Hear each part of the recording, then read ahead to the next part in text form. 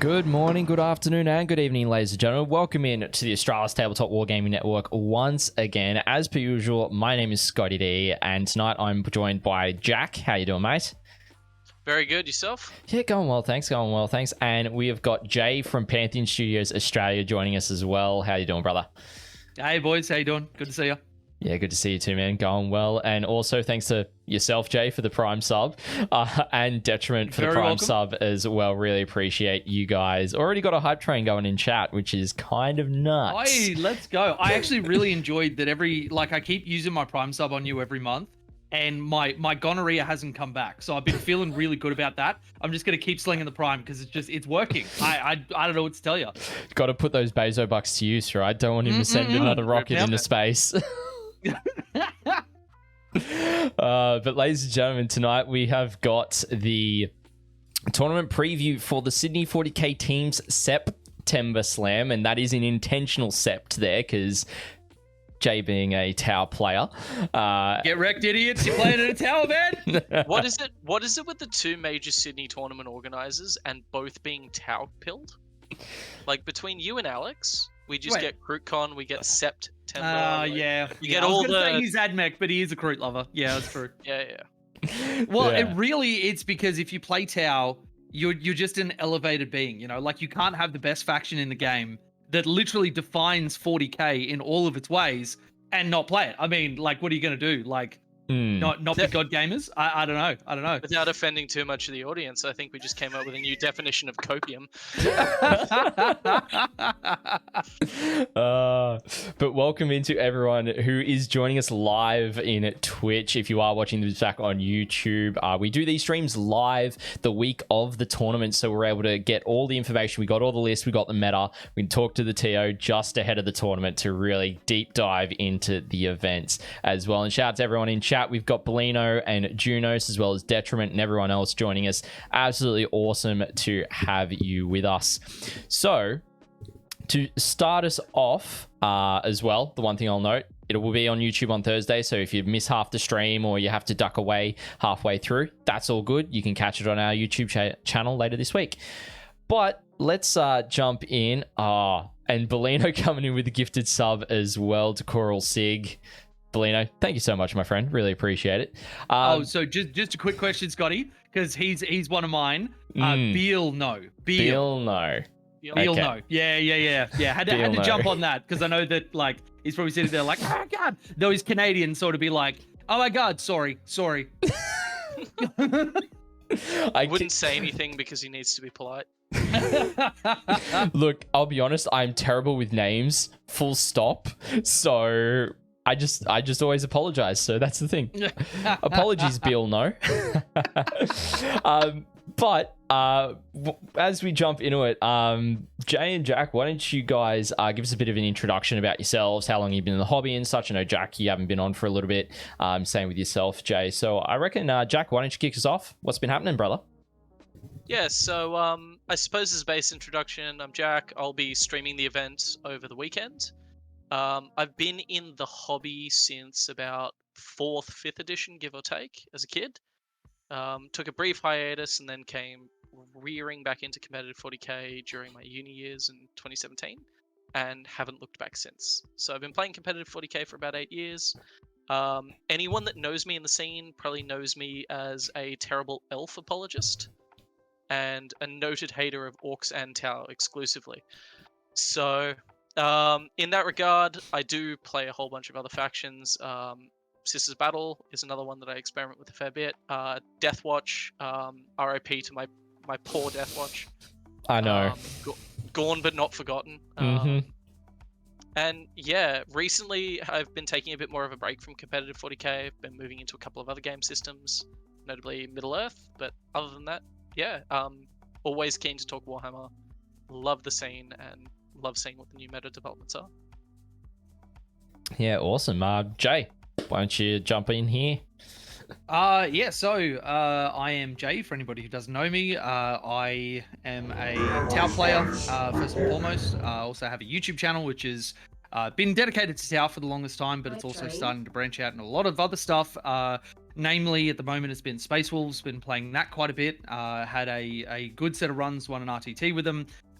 Came fourth at CruitCon with them. And actually, and this is where, Scotty, I've got a bone to pick with you, because shout out to your ITC snapshot. I was having a listen to it, and you said, and I quote, there were 3 undefeated players vying for the top of CruitCon, but there was a 4th who Did was I miss you? 4-0-1. I And must my have name didn't show up on the misspoke. screen at all and didn't get mentioned. I And know why. I'm just sitting there like, okay, Scotty, I didn't realize we had that sort of relationship. That's fine. That's fine. I'm not crying. You're crying. So, Jay and I previously decided that this entire stream was just going to be bullying you about this one moment. So. Yeah, 100%. Full disclosure. So for context for everyone, when we do the ITC South Pacific snapshots, we look at the top 3 players of any event. So the podium. That's just the way it happened, brother. To be fair. So it was like, it was in front of me. It was not intentional at all. It was just a gap in my mind. I wish I could spawn little NPC text that says, Jay will remember this. We need the conflicting YouTube video responses for the next 3 weeks on the matter. Yeah, 100%. Yeah. I'm definitely going to do a drama video. Like, you thought my one after my last team's event was good. You wait for this one. Goodness. Also, we have got a hype train on our hands thanks to SH Darren for let's go. going to sub as well. So yeah, thank you so much to all you guys for financially supporting the network and what we do. Really allows us to do a lot more stuff in the Australian scene, which is going to be really important because next year it's like, I'm not sure about you, Jay, how many events you're running, but already we're looking at almost 20 GTs. Mine aren't even on the docket yet. I haven't added them to the calendar. So we're just finalizing some venues and some dates. But yeah. I'm pretty sure even I can personally account for yet another one on the docket as well. So. Yeah, Clash has been added onto the docket as well. So yeah, there's a lot of GTs next year. And Anonymous Gifter as well. And Bill No also gifting a sub. You guys, much love, really do appreciate it. Good shit, guys. So to finish my rambling about me, aside from the shots fired, so yeah, Tau Space Wolves play Grey Knights, Photan, been learning Sisters, and I do a lot of coaching within 40k, even though my run really was like as a child, not being allowed to collect a lot of stuff because it was the devil and it was going to let Satan into our house and everything. So I was allowed Astra Militarum and I was allowed Bretonia, and that was it.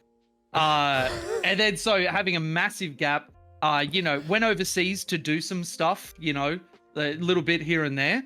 And now that I'm an old man, it was between smoking meat and 40k. So I decided 40k is probably the better way to go. You've got World War II historian. Oh, sorry. Yeah. I was looking at that, but that's a little bit in depth. You got to think a lot. It's and now I run some of the biggest tournaments within Sydney, which has been kind of cool. We had this event sell out in like 12 hours after I released it after midnight.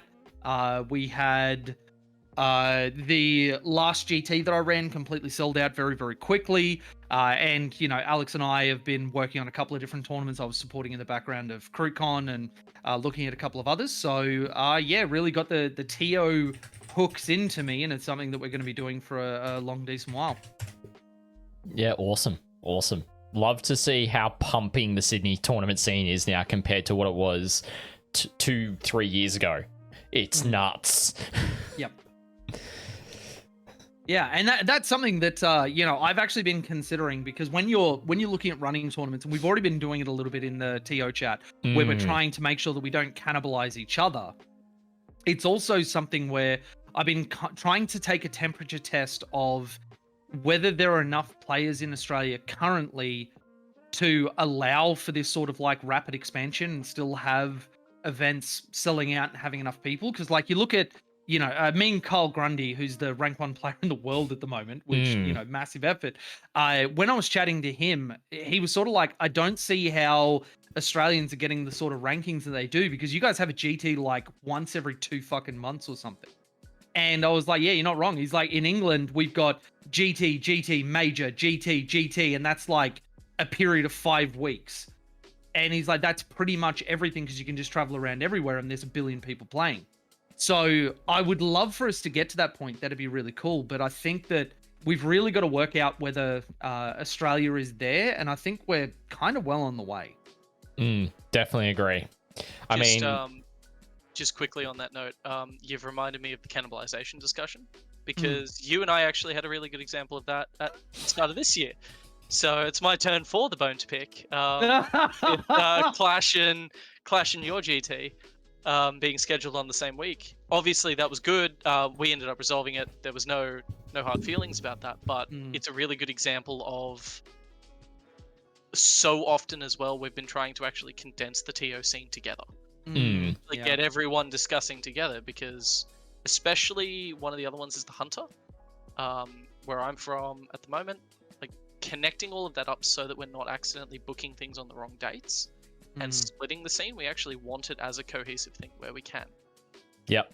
And for anybody who's not around the scene that doesn't know anything about that, that one was literally out of my hands because I was running it for an external entity, ShireCon, that wanted a TO for theirs. And I actually came to talk to Jack at, what event was it? But I actually came up to talk to you and I'm like, hey man, just wanted you to know, I absolutely did do this on purpose. I asked him if they'd move it, but it just wasn't. But yeah, it's incredibly important because like you brought up with the Hunter, there are plenty of people from outside of Sydney or from within Sydney that will travel to and from each other. We got no problem jumping in the car for, more than a couple of hours. Like Uprising, we have to fly there or drive like 16 hours across the country. Like we got no problem traveling. So nobody can say, oh yeah, we're in different areas, so we're not going to affect each other. We absolutely will. Yeah, one of the major differences as well between the UK and the US is what I find as well is travel is condensed, especially in like New South Wales, Canberra, pretty much all up and down the coast. You can get from location to location. So when you're posting an event in Canberra, Hunter, or Sydney, if they're on the same weekend, they are draining from the same pool of players. Yeah, definitely agree. Absolutely. And that's why, I know both you guys in the New South Wales TOs chat, I've been very proactive on that front to make sure that we're not clashing within the same regions. Particularly like, I think the principles, and I know this is a full tangent here. We're going off in the weeds. Love tangents, let's do it. But, having the fact that we try not to clash GTs on the same weekend, just full stop. If there's an RTT and a GT that clash, sometimes that's going to be unavoidable, but if we can have it where the RTT is in a different region to where the GT is, awesome. Because then you're not pulling from the same local pools. On that point, that can actually be a really good thing because I've had a number of people that I've been coaching that have actually been like, I've been thinking about going to an event. This RTT is on the same time as a bigger event.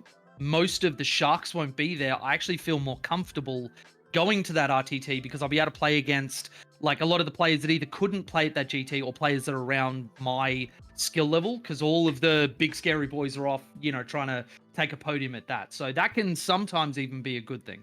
Ironically as well, the ShireCon Clash, Clash was actually really good for us because Clash has always been a bit more of a casual all-comers competitive GT.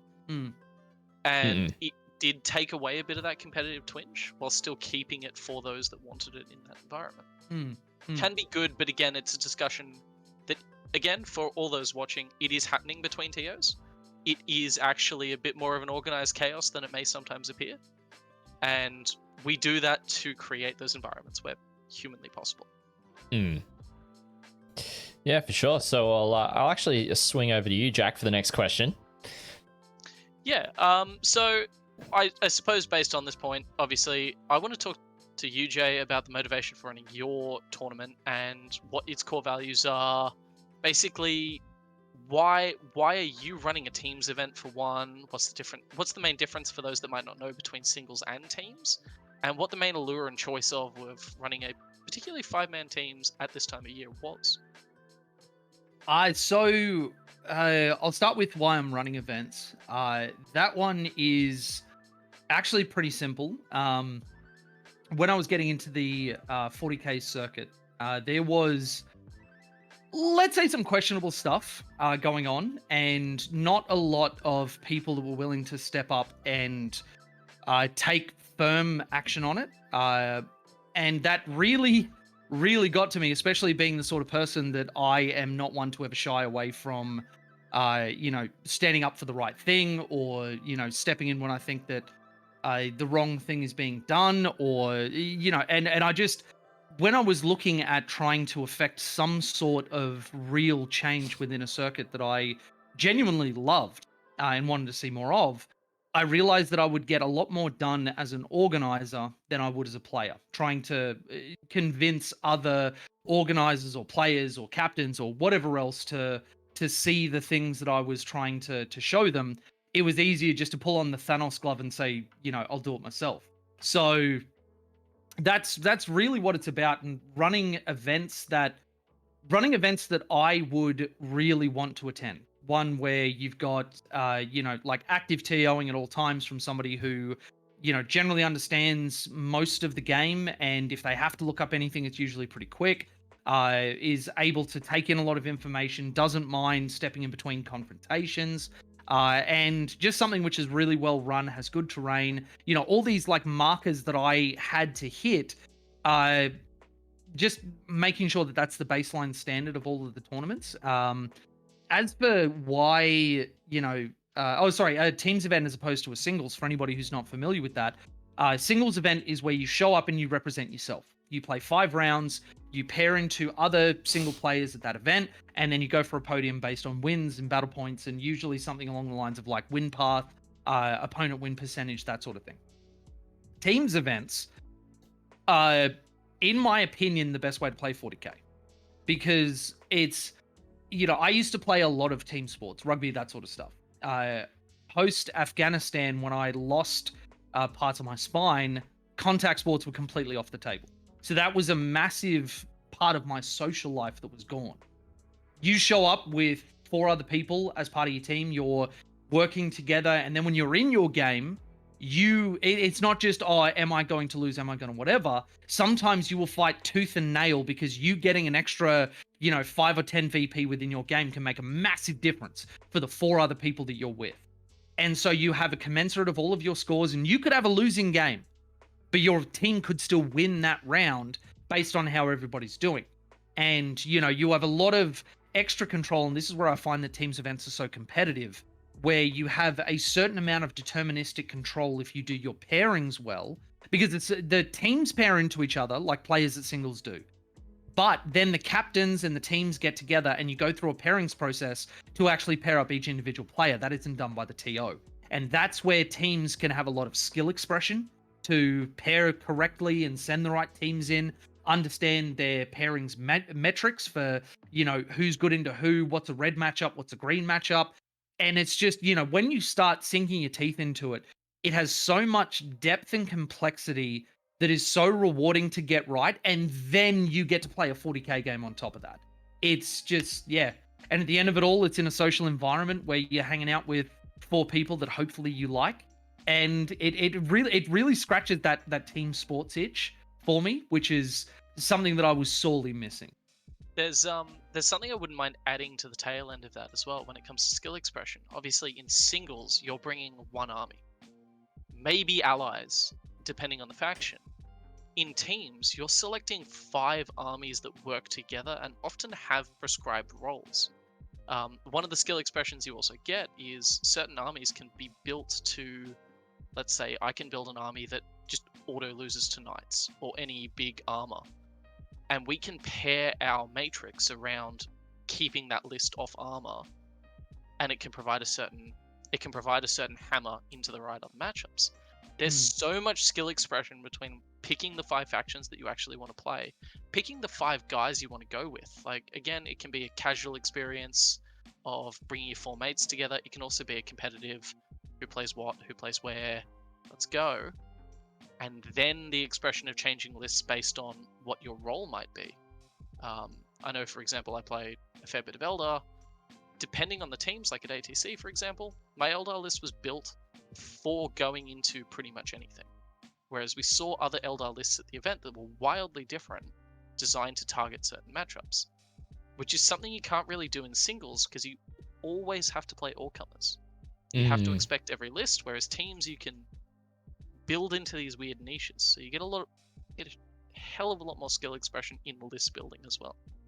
Yeah, and it's lists that, you know, I find that when I'm coaching somebody, there is a certain amount of boxes that I have to tick to have somebody have a list you could take into anybody and still get some measure of success. But in teams, because of that deterministic control, you see so much variability of list. And I think that Scotty's probably got something teed up for this when we talk about lists, where you've got stuff that you would never see somebody take to a singles tournament. Or if they did, they were just sick of the meta and they're like, fuck it, I'm going to play what I like and I don't care how I do. But this can actually be like a tactical scalpel that hits the list you want to hit and has a specific purpose that you could never pull off in a singles tournament. Because singles, you have to play as if you could get paired into anybody, and you've got no control over it.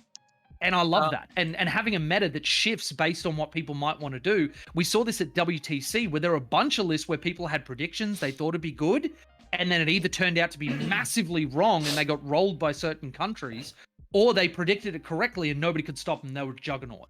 Yep.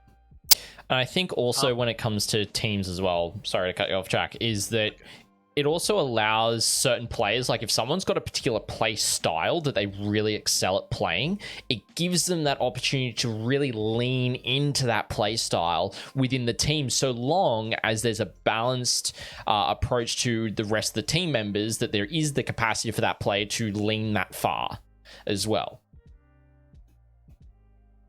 Yeah, I was just going to go over, do we want to have a loose, like, brief 2-minute discussion of how the pairings works and what the general archetypes are, so people, like, when we bring them up later in lists, people have a loose idea of what we're talking about? Sounds good. So the two main archetypes when we're talking about army builds are what we call hammers and anvils, or attackers and defenders. Basically, lists that are designed to go in and score your points, take your big wins into the right matchup, and lists that are designed to sit in front of those attacker lists and score points no matter what. So normally you're going to see lists that are geared towards scoring a whole lot of points. I know in my personal experience, I tend to play defender. You see armies like Drakari, you see a lot of horde armies that tend to play this as well, where even if they get tabled late, they still score so many points in the process that you're often eking out small wins. That can be really good in teams, and can often diffuse. In terms of how pairings actually work, both players will put down a volunteer list, which is usually a defender, and then reveal at the same time. They will then select 2 armies to go into that team and give that defender the choice. In that process, the defender gets a bit of a choice. They get to determine, for example, let's say there's one matchup they can't actually do anything in. They can pivot into something more comfortable. And then this process repeats until there's one list left and they pair into each other. This is, again, if you ever get a chance to look at a team's matrix, do it. It's amazing how much data people put into teams tournaments in terms of figuring all of this out, and the permutations and combinations that go into mathing this. But in the essence as well, as you were discussing, Scotty and Jay, one of the things that's so interesting about teams is single matchups can flip entire teams. So much of it comes down to, and where I've talked about in team discussion before, is don't be afraid to tell your team, hey, this is a terrible matchup. I cannot play this matchup. I will get 2 points. I will get no points. Accurate data in teams tournaments will always prevail, no matter how bad it is. If you turn around to your captain and go, the best I can do across their entire team is 6 points or 6 differential points, great. Don't be afraid to tell the truth when it comes to teams. That data is what your captain will work off to pair. What often scares teams and where things often come unstuck is when you predict a 10 and you get a 4. All of a sudden the team then has to chase those points elsewhere. Or even worse, overconfidence with, oh, no, I 20 this guy. And then you come away with a 4, or even worse, a 0, because I've seen that. And, like, what does your captain do with that? What could they possibly do with that to salvage it? Yeah. Yeah, all it takes is that pivot, and that ride or die aspect that comes from teams as well, because the other thing we didn't discuss is, as the results come in for matchups, the captain only can actually go between the tables. They can't give advice on games, but they can say, actually, we need more points. Actually, we're behind right now. I need you to go for those risky plays. So you can see these really interesting informed decisions that come from the team aspect. There's both a degree of camaraderie of, at the end of the day, you can lose your game, as Jay said, and still win a round. But you also get so much more informed decision coming in through the rounds as the time goes on. Yeah, which is really good, and I think it leans into that teams element you were talking about, Jay, that you really enjoy, because there is that camaraderie, like you're working together towards this goal, and having someone to be able to go and say, no, push, we need an extra 4 points on somewhere, and your table's the best one to try and get those points. Or it might be just no, we're doing good, just hold, stay safe, we've got a comfortable win, or we're looking to be for a draw, maybe try and push for an extra point or 2 points. And I think to add a bit more to what Jack was saying, in terms of teams formats, we often use the WTC scoring. So it means that to get, it's a 20-0 system. So you start off at 10-10 even, which is between 0 and 4 victory points difference, I believe. And then for every 5 victory points of difference after that, so 5-9, 10-14, etc., you get an additional point if you're winning, and you lose an additional point if you're losing. So say you win by 21 victory points, I think that's going to be a 14-6 in terms of how many points you get, or it's either 13-7, 14-6, somewhere around there. It's a 14-6. Yeah, okay. I personally haven't played Teams in a very long time. I get it wrong sometimes. I do my best to stay up with it. But yeah, it's really good, because having it where it's on a 20-0 system, it's a lot easier to go, hey, we need 4 points across the team to to get a win across all of our games, rather than going, oh, we need to get 30 victory points. It's like, whilst all the players will understand, okay, 4 points equates to about 20 victory points, it means that it's not a lot of pressure on one particular player, because you could go to 3 different tables and you go, hey, can you just push for an extra 5 victory points? Or try and get an extra point on top of your opponent, rather than putting it all on one player. Yep. And this is exactly why I love Teams, because how much time do we just dedicate to talking about that? We barely scratched the surface. Yes. And we didn't even go into the difference between 5-man teams and 8-man teams, the WTC format and the basic teams format, like all of these different things. This is exactly what I'm talking about. This is why I fucking love Teams. We didn't even talk about the fact that you pick the tables of terrain. I didn't want to cut you off when you were going, but I was like, and then add this on top. Yeah. And it just and you look at it at a basic level, and this is why I think this is the best way to experience 40k. You can show up with your mates, and we had this at my last team tournament. There was a team that was getting bodied every round, but I've never seen such a happy group of dudes that they just showed up, didn't know all of the intricacies, didn't know everything else, but they got to play games of 40k with their mates, have some jokes, have some memes, drink some drinks. You can engage with it at such a casual level, but you can deep dive in and not even find Alice in Wonderland and still have a great time, and you are right down that rabbit hole. And as far as you want to go is how far you can go. Yeah. And also from a psychology perspective, let's just say you've had one of the worst games of Warhammer you've ever had in your life.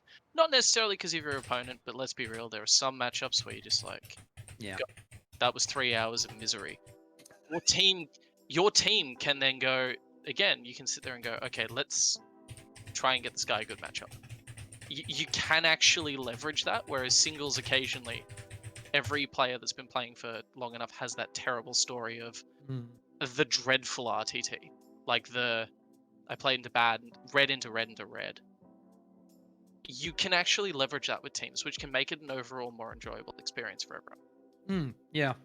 And actually, it's interesting that you touch on that, Jack, because the other side of, what you asked me was, what are the core values of the tournament?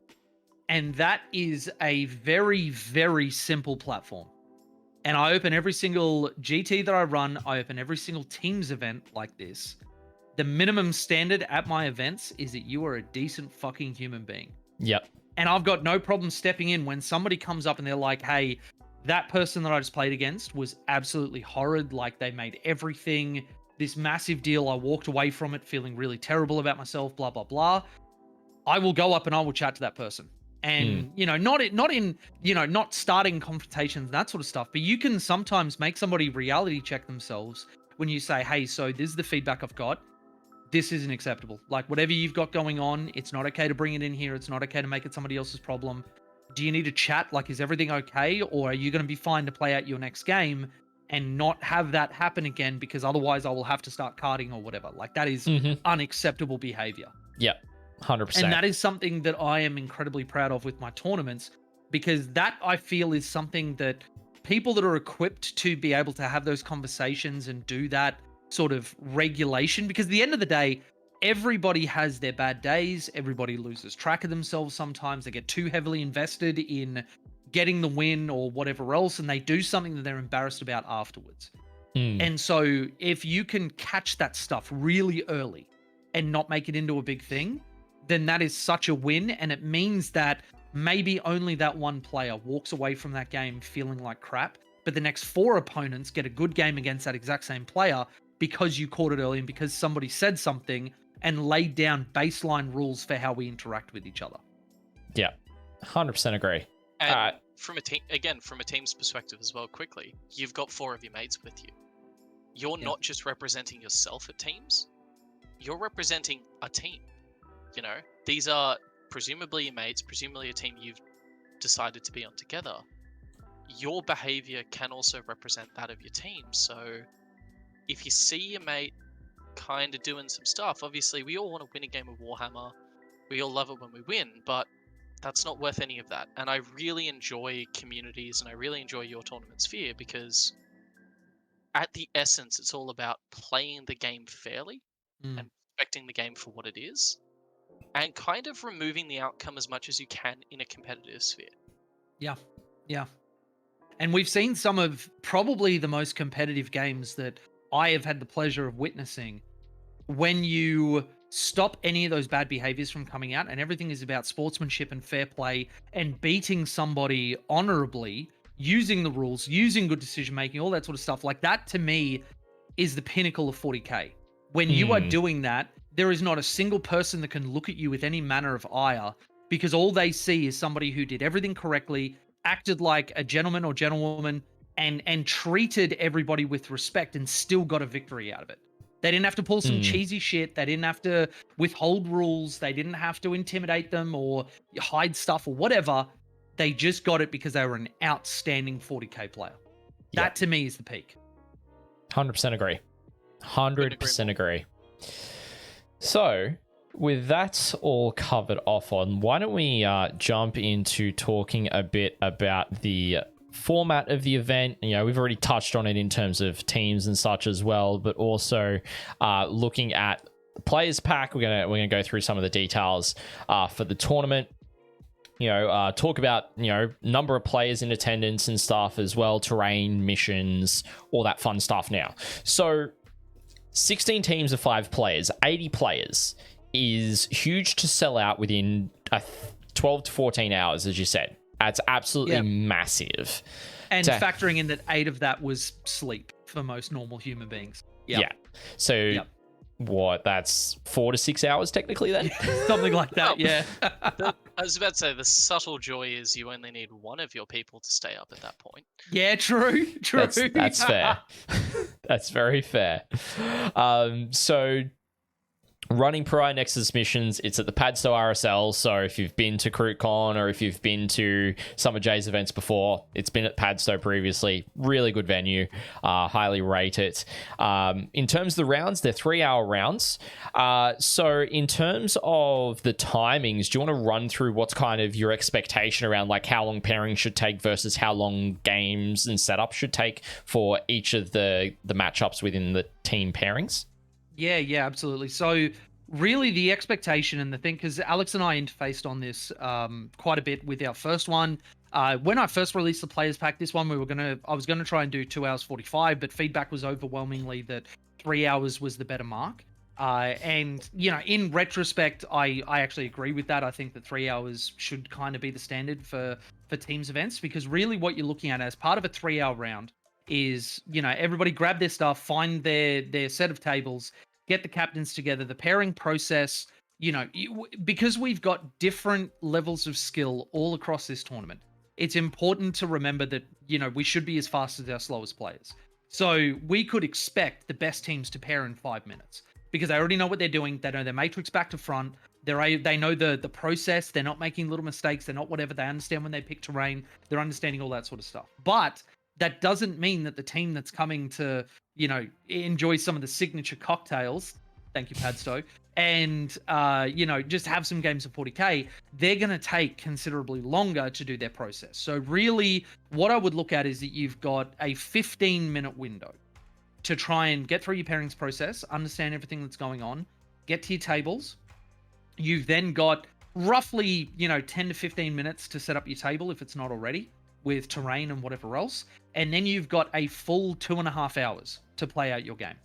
And anybody that is able to get it done faster than that, you get the benefit of just having extra time during your game, which is, something that subtly and without forcing people encourages people to really work on wrapping their head around everything, pushing that skill level up in their understanding, because the raw output is that you just have more time for your game and you're under less pressure. At the last Teams event, we saw that basically nobody didn't finish their round. There were only a handful of people in 1 or 2 rounds that I had to go to and yell hard dice down at them. And that is really, really good for taking out one of the factors, because like singles, that little bit of time pressure is ever present for everybody. But when you're corralling 5 people towards a common objective, it's nowhere near as easy, and it never will be. So I think that extra bit of time is a must. Yeah, definitely agree. I guess just a follow-up question on that. In terms of the terrain setup that you're going to have, are you going to set up within the tables? So 5 tables per 2 teams. Are you going to have... for every 5 tables, are you going to have like the densities already set up on those specific tables? So, okay, say table 1's your super heavy, table 2 is your heavy, table 3 is medium. Yeah, cool. So that will actually help players allowing for speedier setups, because they just know, okay, this one, if I go table 1, table 6, table 11, etc., they're all going to be the super heavies. So I know that I need to look for that table to find that. And so that'll help players find things quicker. So maybe say you get your pairings done in 10 minutes, give you 5 minutes to get to the table, make sure the terrain's set up for the actual layout, run through, listen, everything. So being able to get 2.5 hours of your proper game ensures, if you're playing with chess clocks, which I think at this point in teams, a lot of the higher level teams, they would all play with chess clocks, and it's becoming a lot more commonplace nowadays, that you've got an hour 15 per player. It's equitable at that point. Both players are getting in the same amount of time on the clock. And if they, if you dip in by say 5 minutes, you you adjust the clock to say hour 12 per player, and you just adjust it like that. So I think that's really great to have. Next, in terms of the other things in the players pack, of course, if someone's running late, just get in touch with yourself so that you're aware of what's going on and can figure things out. But the next one... Actually, on that note, for anybody that's watching, there is no over communicating with me. No one's going to inconvenience me by asking me what they think might be a stupid question. Like, I think one of the things that have had a lot of people gravitate towards my events quite quickly is that, like, high end, low end, you can never make me upset with you or lose patience for asking a question, no matter how dumb you might think it be. Because at the end of the day, everybody's at a different place, and I would rather have somebody communicate and be able to deal with something right there than somebody think that they're going to get a negative response from me or whatever. So if in doubt, at any stage of my tournaments, communicate with me. I'm going to personally put this to the challenge on Saturday morning. I'm going to send Jay my ETA every minute and ask, is that okay? And you watch, he will be okay with it the entire time. I will, because you're the one who has to take the time to type that out. I just get to look at it.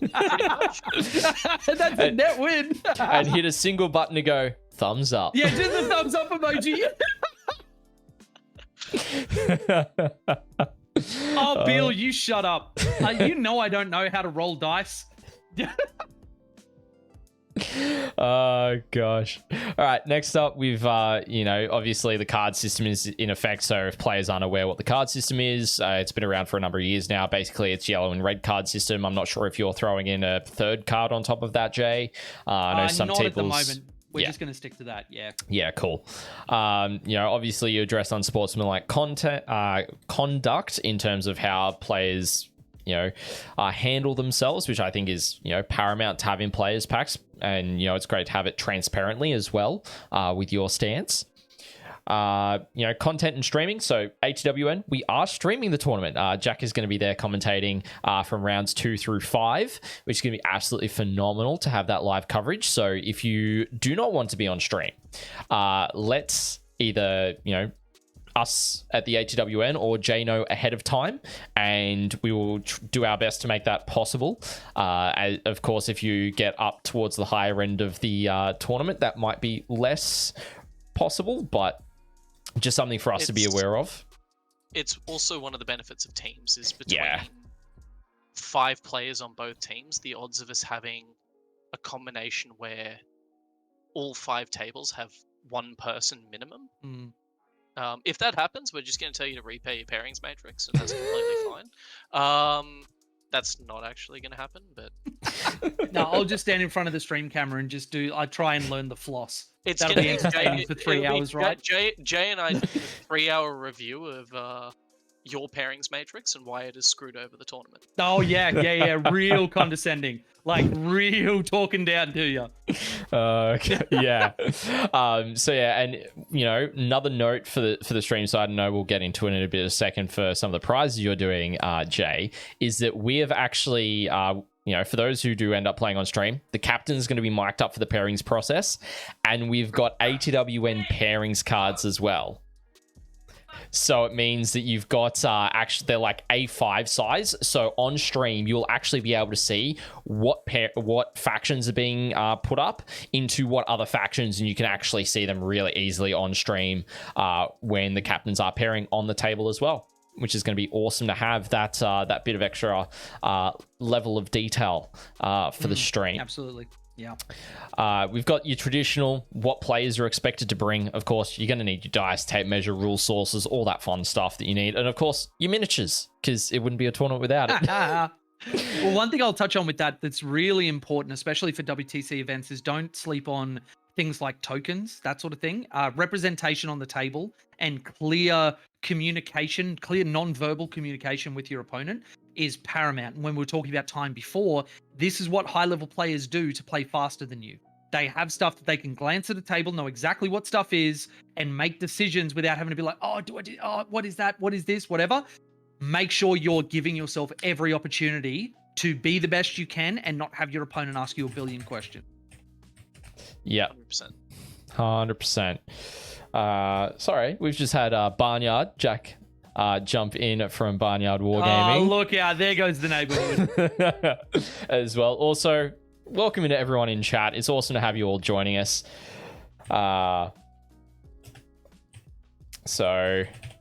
Yeah, but it's, lots of fun stuff going on. And of course, we got the stray question from Chicken Coop as well, being like, what for Pantheon Studios, so yourself, Jay, what would win in a fight? Yep. 50 Nurgling sized Warhound Titans or a Warhound sized Nurgling? Oh, I know the answer to this. There is one correct answer, and I'll answer it if Scotty gets 2 gifted subs. All right, chat, that's on you. Oh, not even gifted, just 2 subs. Just however that happens. All righty. All right, we'll get that answer to you shortly, Chicken Coop. So lists were due over the weekend. They were due midnight last night. So they're all up there. Everyone had them in by 10 o'clock, I think it was. 5 hours early. Yeah. Not shitting you. I put the Facebook post up. And this is something that I absolutely adore. That we added at the last tournament, no issues with lists. Tournament before that, no issues with lists. And just I don't know if I'm doing something different or just everybody is just built different, but immediately I put up a Facebook post, I go and check BCP and I see green across the board. I'm like, no, BCP's this is a mistake. This is something going wrong. Nah, list on everybody. Just crushed it. Yep. Which I was like, oh, yes, one less thing I have to do today during my workday for prep. I got it done last night. Mate, so the 2 subs came through. Yes. Now, I know that a lot of people aren't going to want to hear this, but it's the Warhound-sized Nurgling. Fair. Because, and I'll say this, you have nothing that can prove that the Titan, when it shrinks, will be like Ant-Man and keep its power and blah, blah, blah, blah, blah. Or based on that premise, it just becomes a miniature version of itself. And like, if there's a bunch of babies on the ground, I'm not worried about them no matter what they look like, unless they're like miniaturized little girls from The Shining, then I think that's terrifying. But outside that, like if I've just got like one big ass nurgling that's going to spew on me, and it's not just one, it's like, because it's 4 in a trench coat, but it's like at that size, it'd be 4 massive ones in a trench coat, and they're going to like touch me and give me the grandfather's gift, which we all know is code for a finger in the butt. That is terrifying. My butt can't take that. I'm not 20 anymore. I'll also raise you. There's a good chance, given how void shields work in the fluff, that you just create 50 tiny singularities by shrinking. Ooh, okay.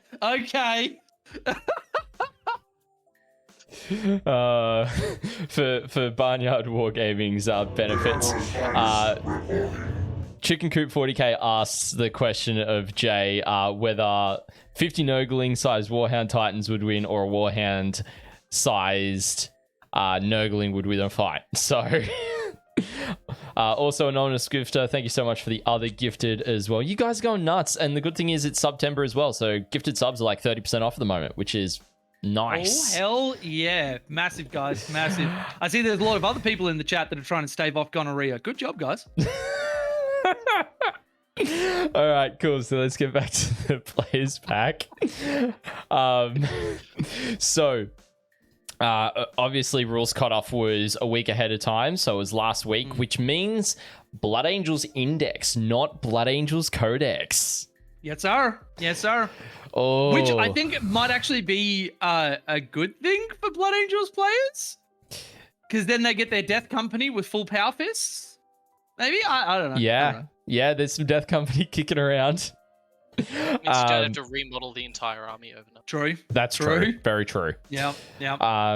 Your traditional army list restrictions you use in the WTC, 10th Ed, FAQ. And then we've got the prizes. So Jay, I'll actually let you walk through what prizes you are giving away at the tournament. Yeah. So obviously, as you can see on screen, and I've got to review this because I always do my prize support in the lead up to the event as well. And if I can throw extra stuff in, I generally always do. So we've got the prize support and awards. We've got the Pagan Award, which Pagan is one of my patrons and has been like one of my biggest supporters for like ages, like just a fucking giga chad. So this is the player's player. This is best and fairest. So then we've got our first place team, second place team, third best team. And that is going to be cash money in your hand, because I'm not attached to a store or anything else. It's not vouchers. It's not whatever else, though we will have vouchers. So don't get that twisted. But I find that, having that as something where somebody walks away from it and they can send that money to whatever they want is just really cool. Really cool. Not to say that, getting store credit to support stores and stuff isn't good. But yeah, I don't know. Cash is pretty cool. Wooden Spoon, we will have something for the person who comes last. And this will be not the team that comes last. This will be the person. So the very, very bottom of the bottom of the bottom. I haven't fully settled on what I'm going to give this person yet. But, we've got some time. We got a week worth of shopping. We're doing best pairing cards. So I'm going to have a look around as everybody's going through their pairings. People that put in like the most effort, the most production quality, the funniest stuff, just, whatever really shows out, people putting effort into their pairing cards. It doesn't even have to be like, the thing that could win might not even be high production quality. It might just be something which is just funny as all hell. So, depending on what people are doing, that could be getting you a prize. We're doing best and worst painted model, and by popular request, best unit/army. And this is to differentiate between like the people that put a ton of work in one model, or the ton of people that have a unit that the aesthetic works together when everybody's together, because you've done a theme, you've done a lot of extra stuff, or you're Michael House and you paint an entire army as well as I paint like one model over 3 years, and even then I make more mistakes than you, so whatever. And then there's just going to be lots of like lucky door prizes. Scotty, I've got to actually chat to you because I think we've got an ATWN prize thing going on. So everybody who's watching this now, make sure you show up for the stream because there's going to be something cool going on there. And this was actually really popular at CruitCon, and I gave Alex the green light to do it at this one, is Best Event Stories. We're going to be going around and he's going to be collecting all of the goss. And Jack, if you want to keep ears open on whatever stuff that happens on stream, we're going to go through and tell some of these stories at the end because it was really cool hearing about people's like funny worst moments of stuff that just couldn't have gone wrong but absolutely did, or terrible decisions that a person realizes is terrible. And I'm actually going to throw a prize board thing at the person who has the funniest story sort of happened towards the end of the event. So that'll be really, really cool. Like I said, oh, sorry. Yep. Literally, you will be monetizing your bad beat story. Yeah. So make it good. Yeah, that's rolling double ones for a 3-inch charge. Into double ones for a 3-inch charge with CP. Yeah. With a reroll, yeah. But yeah, it's something that Alex and I were talking about, and he was like, you know, what did you think of this at CruitCon? And I was like, I really loved it because having this, like, when we, a lot of the stuff that I've spoken about and stuff that I've wanted for the tournament has been ultimately around culture. It's around building a culture, building a baseline standard for everybody to work off. And one of those things is turning people, taking these bad stories and thinking of them in really, really toxic lights, either toxic for themselves or toxic for the people around them, or having it, you know, influence their mental or whatever. But when you have something really horrible happen, you laugh about it with a bunch of people and potentially get a prize put in your hand for having that horrible thing happen. All of a sudden, the culture around having bad things happen at tournaments that are around dice or whatever else changes quite significantly. And the hope is that it means that the tone of games, even when they're on the bottom end of, you know, people having their worst day, aren't as bad as if you've got a culture built on everybody complaining and carrying on and being horrible to each other when stuff doesn't go their way. So that's kind of the thinking around that. Yeah, awesome. Then we've got painting and modeling and rules requirement, modeling requirements as well. So WYSIWYG, reasonable non-GW substitutes to count as other models are all good, but if in doubt, get into contact. Probably you would have had to have done that before this submission, I believe, so that you didn't include anything that might not potentially be approved, and then as you've got noted, it might get asked to be removed from the table. Yeah. And sorry, if you're sitting here on stream right now, going, oh, I probably should double check. There is no harm. There is no harm in being like, thought it was good. That the more TOs know, the better. Yeah. Again, you cannot over communicate with me. Like, it's just send me a message, send me a picture. If you can, give me a side-by-side. The only thing that I've really turned down has been GW for GW substitutions. I said it on my stream when I was going through the Players Pack. I'm not here to step on creativity, and I'm not here to step on people having these cool, you know, proxies and 3D models and, you know, stuff that they've printed themselves from, like, you know, Piper Makes or any of those, like, sort of bigger range names. But I don't think I will ever open up the precedent that, like, oh, I'll use this Astra Militarum Bulgrin as a Scout Sentinel. Obviously, that's an extreme example, but, you know, yeah. Yeah, for sure. Predator is a castigator, kind of. Yeah. All right, so let's kind of quickly, because I'm just noting where we're at time-wise so far. We're almost an hour in, which is nice. It's all the time in the world. Yeah, good to go. Cool.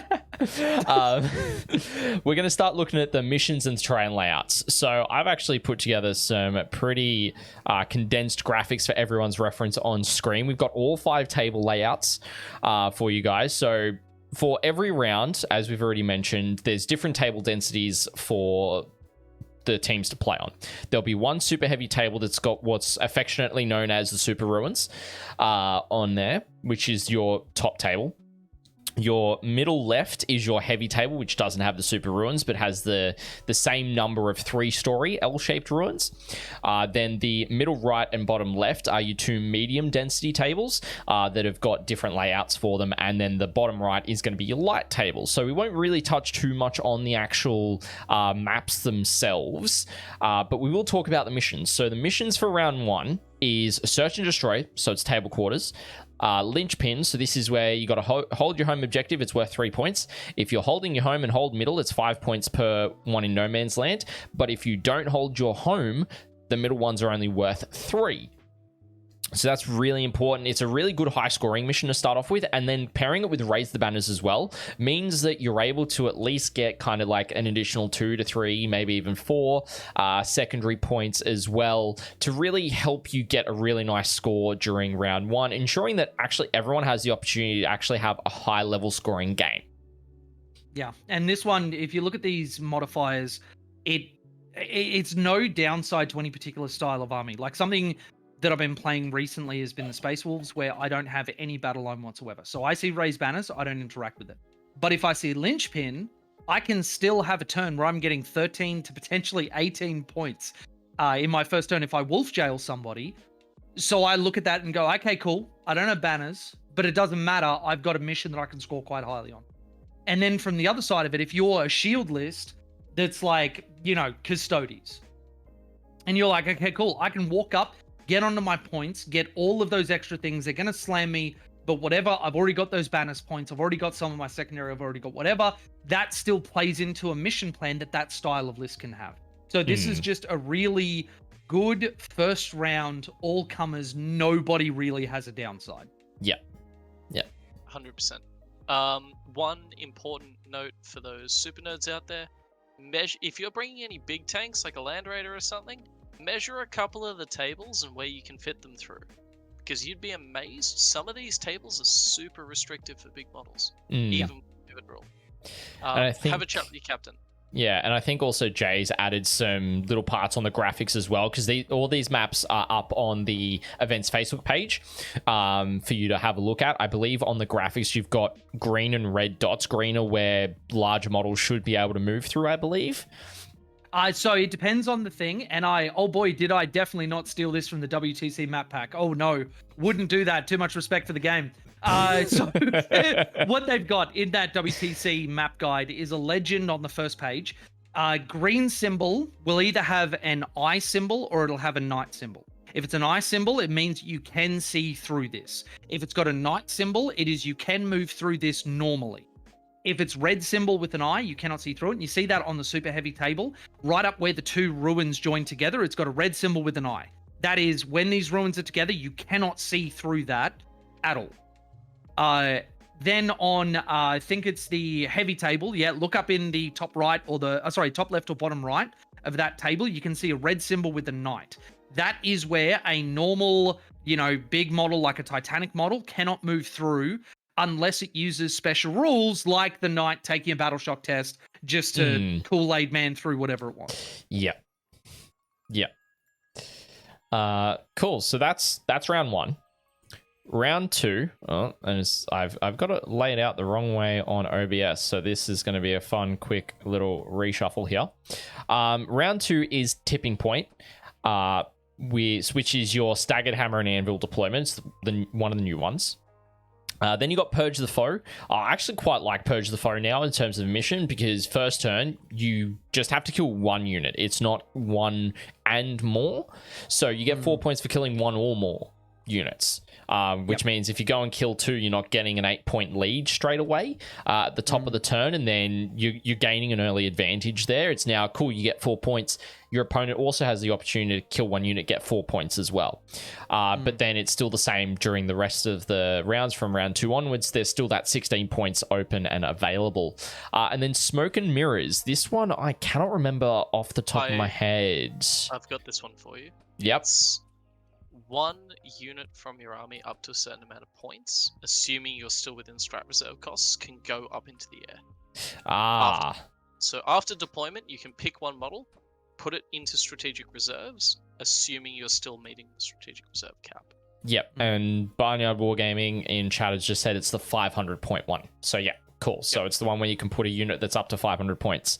And it can include a transport with a unit inside of it as well. It can also include units that have deep strike, so you can then deep strike them. Yeah. So yeah, really interesting combination on Tipping Point. I love this mission. I love smoke and mirrors so much. It gives you so much flexibility with deployment. As a Tau player with a strong infiltrate and scout game, if I can put out my Pathfinders, string them across the middle of the board, screening out, I think it's 38 inches from tip to tip, Teehee. And then I don't have to worry about where they're positioned. I don't have to worry about them being within 7 of a wall to walk back over it. And I just go, yeah, cool, man, I'm going to pick these up and put them in strat reserve. Oh, chef's kiss. Yeah.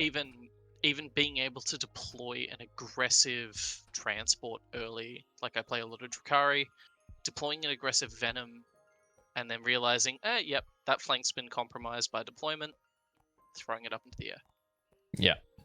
Yeah, really, really solid. All right, next one is Hammer and Anvil, so short table edges, with Burden of Trust and Hidden Supplies. So an additional objective here. So this is where your center objectives will go towards 2 corners. One will go one way, one will go the other way. So there's actually 6 objectives on this one with Burden of Trust. So this is one where you pick a unit to guard an objective to gain additional 2 points. And then for every objective you hold in no man's land, you get 4 points. Or your opponent's deployment zone, you also get 4 points for that one as well. So I'm actually really surprised you picked this mission, Jay. Why don't you share a bit more about why you did? Well, Alex picked this one. Okay. But my thinking when I looked at this, I actually really like it. This is a round 3, end of the day. Everyone's tired and fatigued, and they've just played like 6 hours of 40k, as well as other time sort of around that. And you get onto a mission where, again, there's not really a downside for any particular style of army, because you've got that center splitting, and then Burden of Trust, you've got guarding. So as like you can pick even an army that's trying to withhold pressure from a very high pressure list, like World Eaters, for example. You can hold, 1, 2, maybe 3 very, very closely on a side of the board that you sort of castle on, and still get a lot of primary value, still get a lot of extra stuff from guarding, and not have to overextend in the way that you might have to if you had a different set of modifiers. So this one, I think, is just a really good end of the day, little bit of extra complexity, but not enough that it's going to be really burdensome on players that have just like basically spent half a day playing 40k already. This mission is a funny one because Hidden Supplies on an uncapped mission, because this is you can score as many points as you want during this turn. You can score up to 18 points. Really means you have to also fight over the midboard. Like, that's maybe the one list that really doesn't want this, is one that doesn't want to go out early. But at the same time, there's so much flexibility in terms of how you play the midboard because of Hidden Supplies. But just be aware, this is an uncapped mission, so you can score ridiculous bursts of primary coming out of nowhere. Yeah. It's also important to note that Burden of Trust is the one mission that is unbalanced in terms of player scoring. So the player going first gets the benefit of an additional guard over their opponent. Is something else to make note of. Then I think this is actually pertinent to the conversation. Barnyard Wargaming in chat has a question around how Hidden Supply is actually going to work with regards to being on Hammer and Anvil and both corners being in the deployment zone. Is there a particular way that you're going to force players to actually move those objectives along one axis or the other for this mission, or is it going to be determined by the random roll? So I'm going to be double checking the WTC FAQ pack to see if they've actually solved that. If they haven't, I will likely just make a determination on the day. I am leaning towards, because in everything that I try and do with competitive tournaments, it's removing stupid variance. And that one, it does kind of feel a little bit like stupid variance if one table has it going one way, another table has it going another, particularly because there are some tables where if you get the roll for it to go a particular way, your ruin setup could be insane for a particular army. So I think what I'll be doing this week is just reviewing that to see where it goes. And if WTC don't have a ruling on it, make a decision which is in the best interest of all the players and making sure that the games are as fair, equitable, and competitive as they can possibly be, which is just kind of my baseline ethos on everything. So, yeah. Yeah, I'm looking at it now. No matter what, there will be one random table that is playing with objectives in the open versus ruined. So it will actually create this mission will create a lot of variation in terms of table pick, because some armies will be able to benefit from an open objective, whereas some will not. So you will also see this mission potentially leading to a lot more of that strategy from teams going into the third round. And I think that's where I would want a determination on it rather than random variants, because that to me is captains that are aware of it can then use skill expression to leverage that. Not just, well, the rubber roll, and you think you're going to get something, and all of a sudden the roll doesn't go your way and you lose a round that maybe you did all of your prep correctly, your player played it correctly, but you just lost that one roll and it threw out your game plan. So at the moment, if there's no determination, leaning to just directing a direction and saying that's where we're going to go. Yeah. I'm actually personally really keen to see how overall this round goes, because I've actually, at least personally, and a few other players that I play against locally, have actually found Burn of Trust to be quite a low-scoring mission traditionally, rather than being one that's quite high-scoring. So I think that's going to be really interesting to see how it develops in a team's environment over a singles environment as well. Yeah. So Alex in chat is like, Jay, can you do the Scooby-Doo impersonation? I know that you're just trying to get another soundbite to collect of me because you've already got like 2 or 3 good ones. I will do it if Scotty gets another hype train. I can confirm I've been on Discord calls with Alex. I've seen the evidence. Yeah. I will note with Burden of Trust quickly as well, it can be a blowout mission. Yeah. Based on the fact that it's relatively low scoring. So this is of all of the pairings matrices, this is the one I would put a lot of time to. This is the one where, considering what is the worst case scenario, is probably the most important, at least of day one. Yeah, for sure. All right, so round 4, first round, day 2. Everyone's nice and fresh after a good night's sleep, hopefully. And so the round is Crucible of Battle, so it's angled hammer and anvil, with Terraform and Stalwart. So Terraform is, you get, from memory, it's 4 points per objective that you hold in no man's land or your opponent's deployment zone. And if you terraform it, which only one player can do, it'll mean that you get 2 points every turn of yours. So if you're able to go out and terraform and get it uncontested, it's going to be 8 victory points in addition to holding objectives as well, which is really nice. And then Stalwarts, this one I always get mixed up with Swift Action. I believe Stalwarts is where it is you get to shoot an action or be in engagement range in action. Yeah, because Swift is advance and still perform an action. Advanced fallback action. Yeah. And just on what we were previously talking about, Barnyard has sent you a DM with that information for you, Jay, as well. Has he? Okay. Not on. There it is. Okay, it's on Messenger. Yeah. So I really like this mission. I think Terraform is actually a really well-balanced mission as well, because it means that you can fight back and forth on those objectives. You if you want to try an action to safely get one objective, I think you can.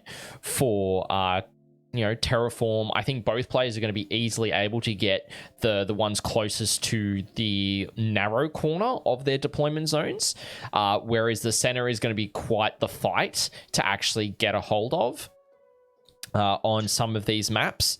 And it's going to be probably what actually determines the game, is who actually ends up taking the center and being able to terraform it, might be who ends up coming out on top in that game, just because even if their opponent fights them off it, it's just 2 points.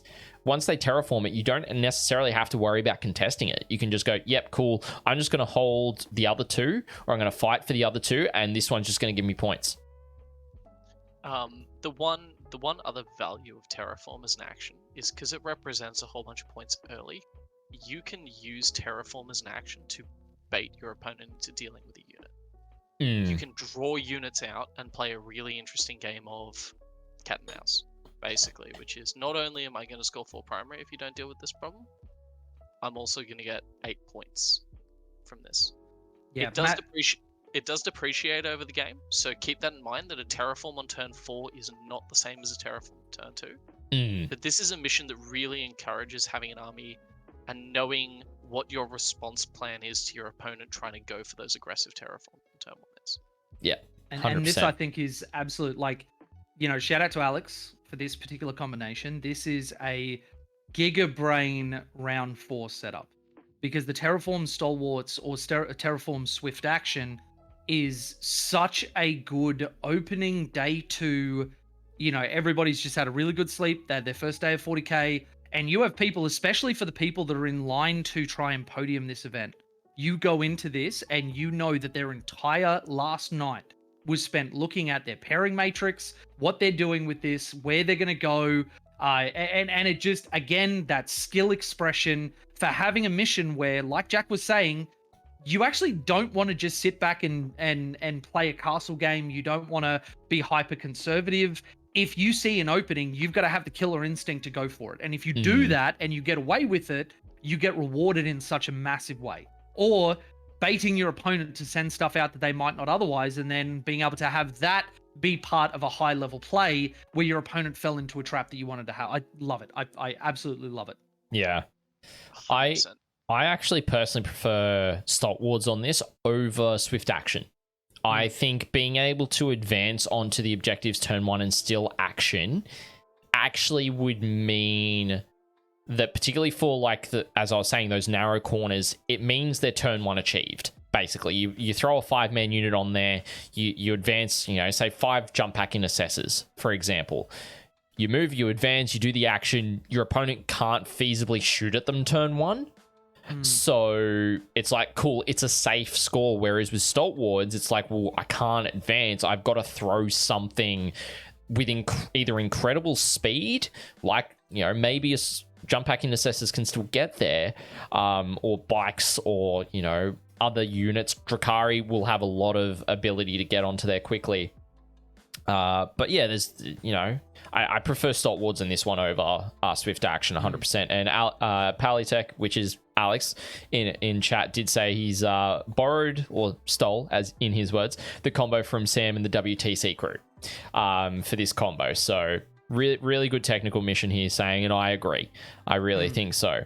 I'll be looking very closely at Knights and Chaos Knights players for this one. This is an enormous mission for them to be an unexpected sword in their pairings matrix for round 4.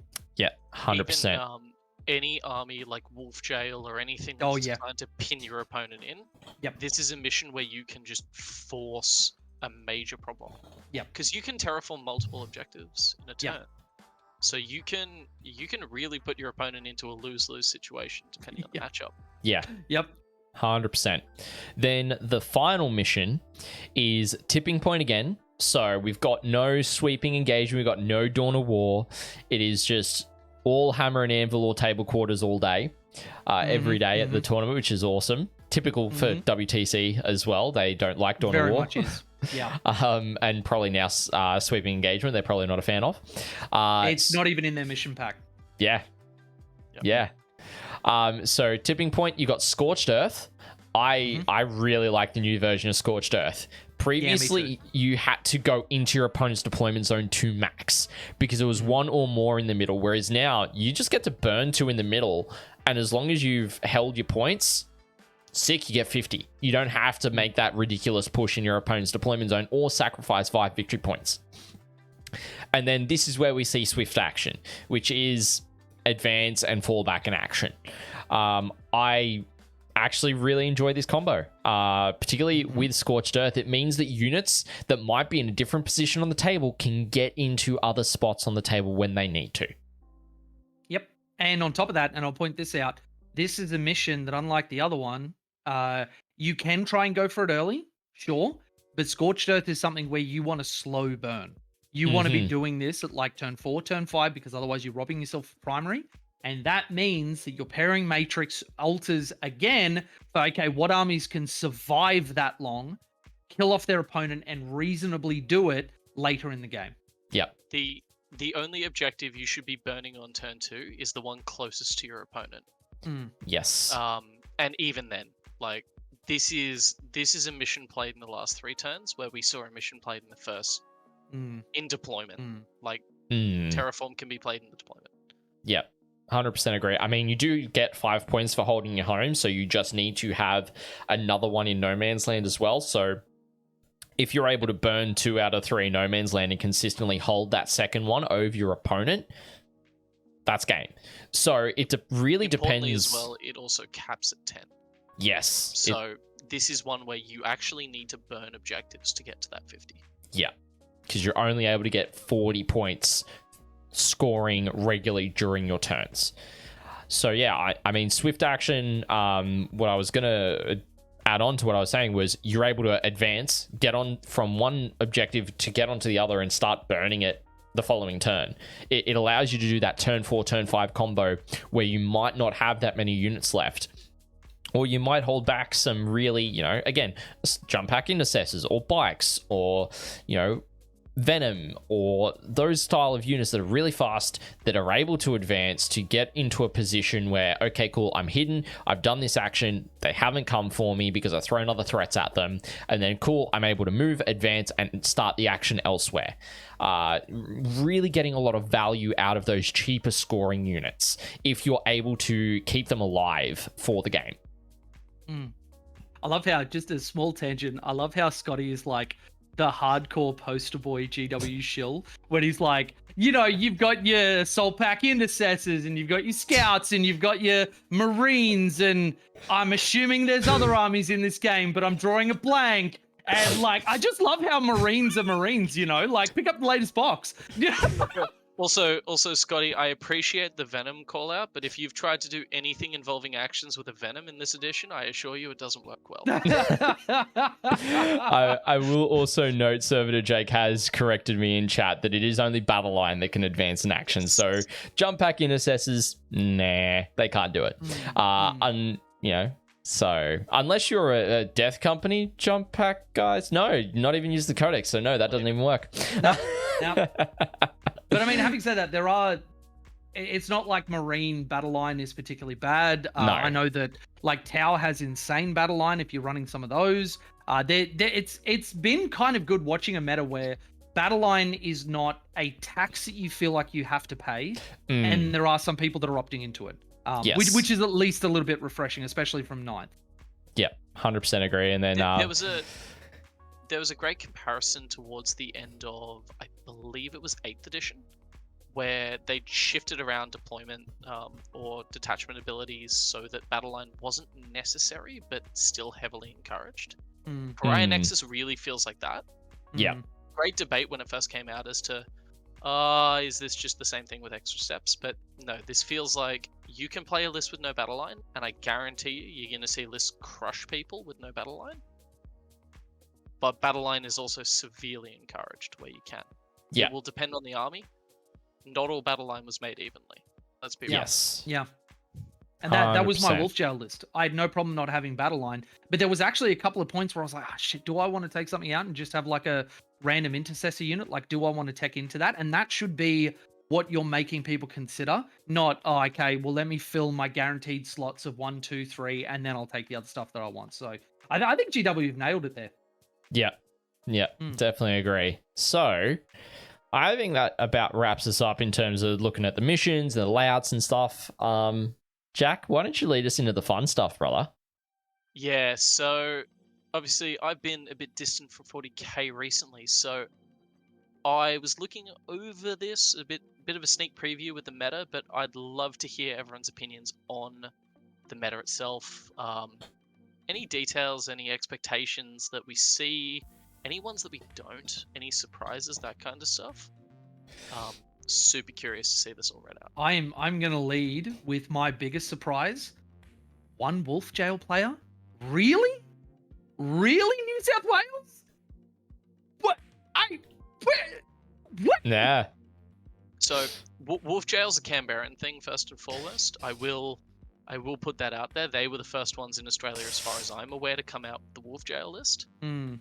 But yeah, pick up the game. The other one for me, noting it, is Sisters. I think people are either sleeping on Sisters or they're just, again, it's an expensive army. It's one that requires a lot of hobby lag. Yeah. But Sisters right now, especially in teams, feel like a an amazing army. Yep. Yeah, they're so good. My big surprise for representation was Astra Militarum. Mm-hmm. I was not expecting them to come out swinging this hard. Yep. Yep. Astra is one of those ones that I think, again, going back to our discussion a while ago on teams and singles, Astra really benefits in teams. Like when we pick guard armies in singles, like I'm an Eldar player from 9th Ed, I pictured guard as the go first army. If we go first, we die. Yeah, you can replicate that in teams. You can build these absurd guard lists that are either designed to crush someone off the table or just be sticky. Like, we know guard have the ability to just spam the board and go, yep, here are my points. Doesn't matter what I go into. So they can play a flex role. I think the one thing I was surprised by, and whilst, yes, it's not noted on the faction podium, Space Marines have 11 players. Now, if you're not familiar with how teams work with Space Marines, if you take any instance of Space Marines at all, whether it be Blood Angels, Dark Angels, if you take a supplement, if you don't, that instance of Space Marines is used. You cannot use Space Marines again. So what it actually means is there's 11 out of the 16 teams have taken a Space Marine list. I was surprised by that personally, particularly considering their win rate at the moment in singles. I was about to say, up or down? Were you expecting more or less? I was expecting less. I was expecting less than 6. Interesting. I think I was expecting more Wolf Jail. What are you Yeah. people doing? What are you people doing? I would have lent my army to someone. I'm also expecting a lot of Blood Angels at events. Again, Blood Angels is one of those lists that everyone who's been playing recently kind of has the story of learning how Blood Angels function and getting absolutely mollywopped by them. Again, as a teams list, they can play as this big hammer. Like, imagine playing against Blood Angels, except they've picked you out as their, like, easy target for the match. Especially if they get onto that super heavy. Yeah. Oh my god. Terrain selection's also critical. Staging for days. Some armies can go down and go, you know what, I don't care what I'm playing as long as I get terrain to hide. Other notable ones, obviously Eldar's had a massive drop-off post their 4th nerf this edition. But we're actually seeing Drakari. Obviously, Uprising, we saw none, which is a very good indication of where they're at from a tournament perspective, and that was after, I believe, after they'd come out with the new supplement, maybe before. So I think it was. I'm not sure on that one. I know that we had before. Chris Wright rocking the Drakari for quite a bit around New South Wales, and that was really good to see. But I was actually a little bit taken back by how few people jumped on Drakari as well. Like, I started teching some Tau lists for them, and it just never happened. The Drakari are what I consider one of the great defender armies at the moment, especially in Pariah Nexus, where they have so many good battle lines that they're taking for free. Like, they're taking their chaff scoring units as battle line, which only makes them better. They do have some bad matchups. Like, they're not immortal, but you can expect a Drakari second defender, first defender to actually comfortably sit in their matchups. So that's a really good example of a list that in singles I think is actually a lot weaker, but in teams where it gets a lot more flexibility on its play can be benefited. Yeah. So lots of demons as well. Yes. Lots of demons. And demon allies I've seen as well in some lists. So Jack, which again, for anyone that doesn't know, you can't take a demons list and a demon ally. Once you take demons, the codex, it's wiped off. Yeah. And I will say, every single team, credit to everybody, not a single discrepancy found. I went through every single list, and allies was the first thing that I looked for. Not a single one. So hats off to the captains. You guys have done really, really well. Yeah, awesome. I don't know what to tell people, though. Obviously, they didn't watch my stream. Those 4 Necron players are going to have a really bad time wandering around doing nothing for the entire event because Necrons got banned. What is this? 4 Necron players? And it's just 4 people that people don't like, or yeah. They're Adeptus Mechanicus in disguise. Ah, yeah, of course. Yes. Yeah, also banned. I'll go around to everyone playing Necrons at the start of the tournament and describe to them what their Necron models represent in the AdMech range. Yep. They get to learn those rules instantly and go. Yep. And why they're all disintegrators. Yep. All right. Jack, do you want to run through all the fine points of the meta for us? Yeah, so in terms of Podium, or like everything that we got at the Yeah, event. everything we got. Yeah, cool. So Space Marine players accounting for 13.75% of the meta. We've got 5 Blood Angels, not surprising. I believe they're the best Space Marine faction. Jay might disagree, but Hard disagree. Fuck Blood Angels. Your dad died. Get over it. Yeah. we've got Dark Angels, where Dad came back. Then we've got Blank Adeptus Astartes, Black Templars, again, pretty standard inclusion at tournaments, and then our 1 Wolf Jail representative. Giga Chad. Dad's still out for smokes. Broader Imperium, we've got 21 players, 26.25% of the meta, 7 Astra Militarum, as we said, 4 Adeptus Sororitas, so 1/4 of the teams are playing Sisters, 4 Custode, 4 Grey Knights. Again, another list that I find very good in teams. 1 AdMech, 1 Imperial Knights, Chaos with 26 players, so 32.5% of the meta, 6 Chaos Demons, 5 Chaos Knights, 5,000 Suns, 5 World Eaters, 4 Death Guard, 1 CSM.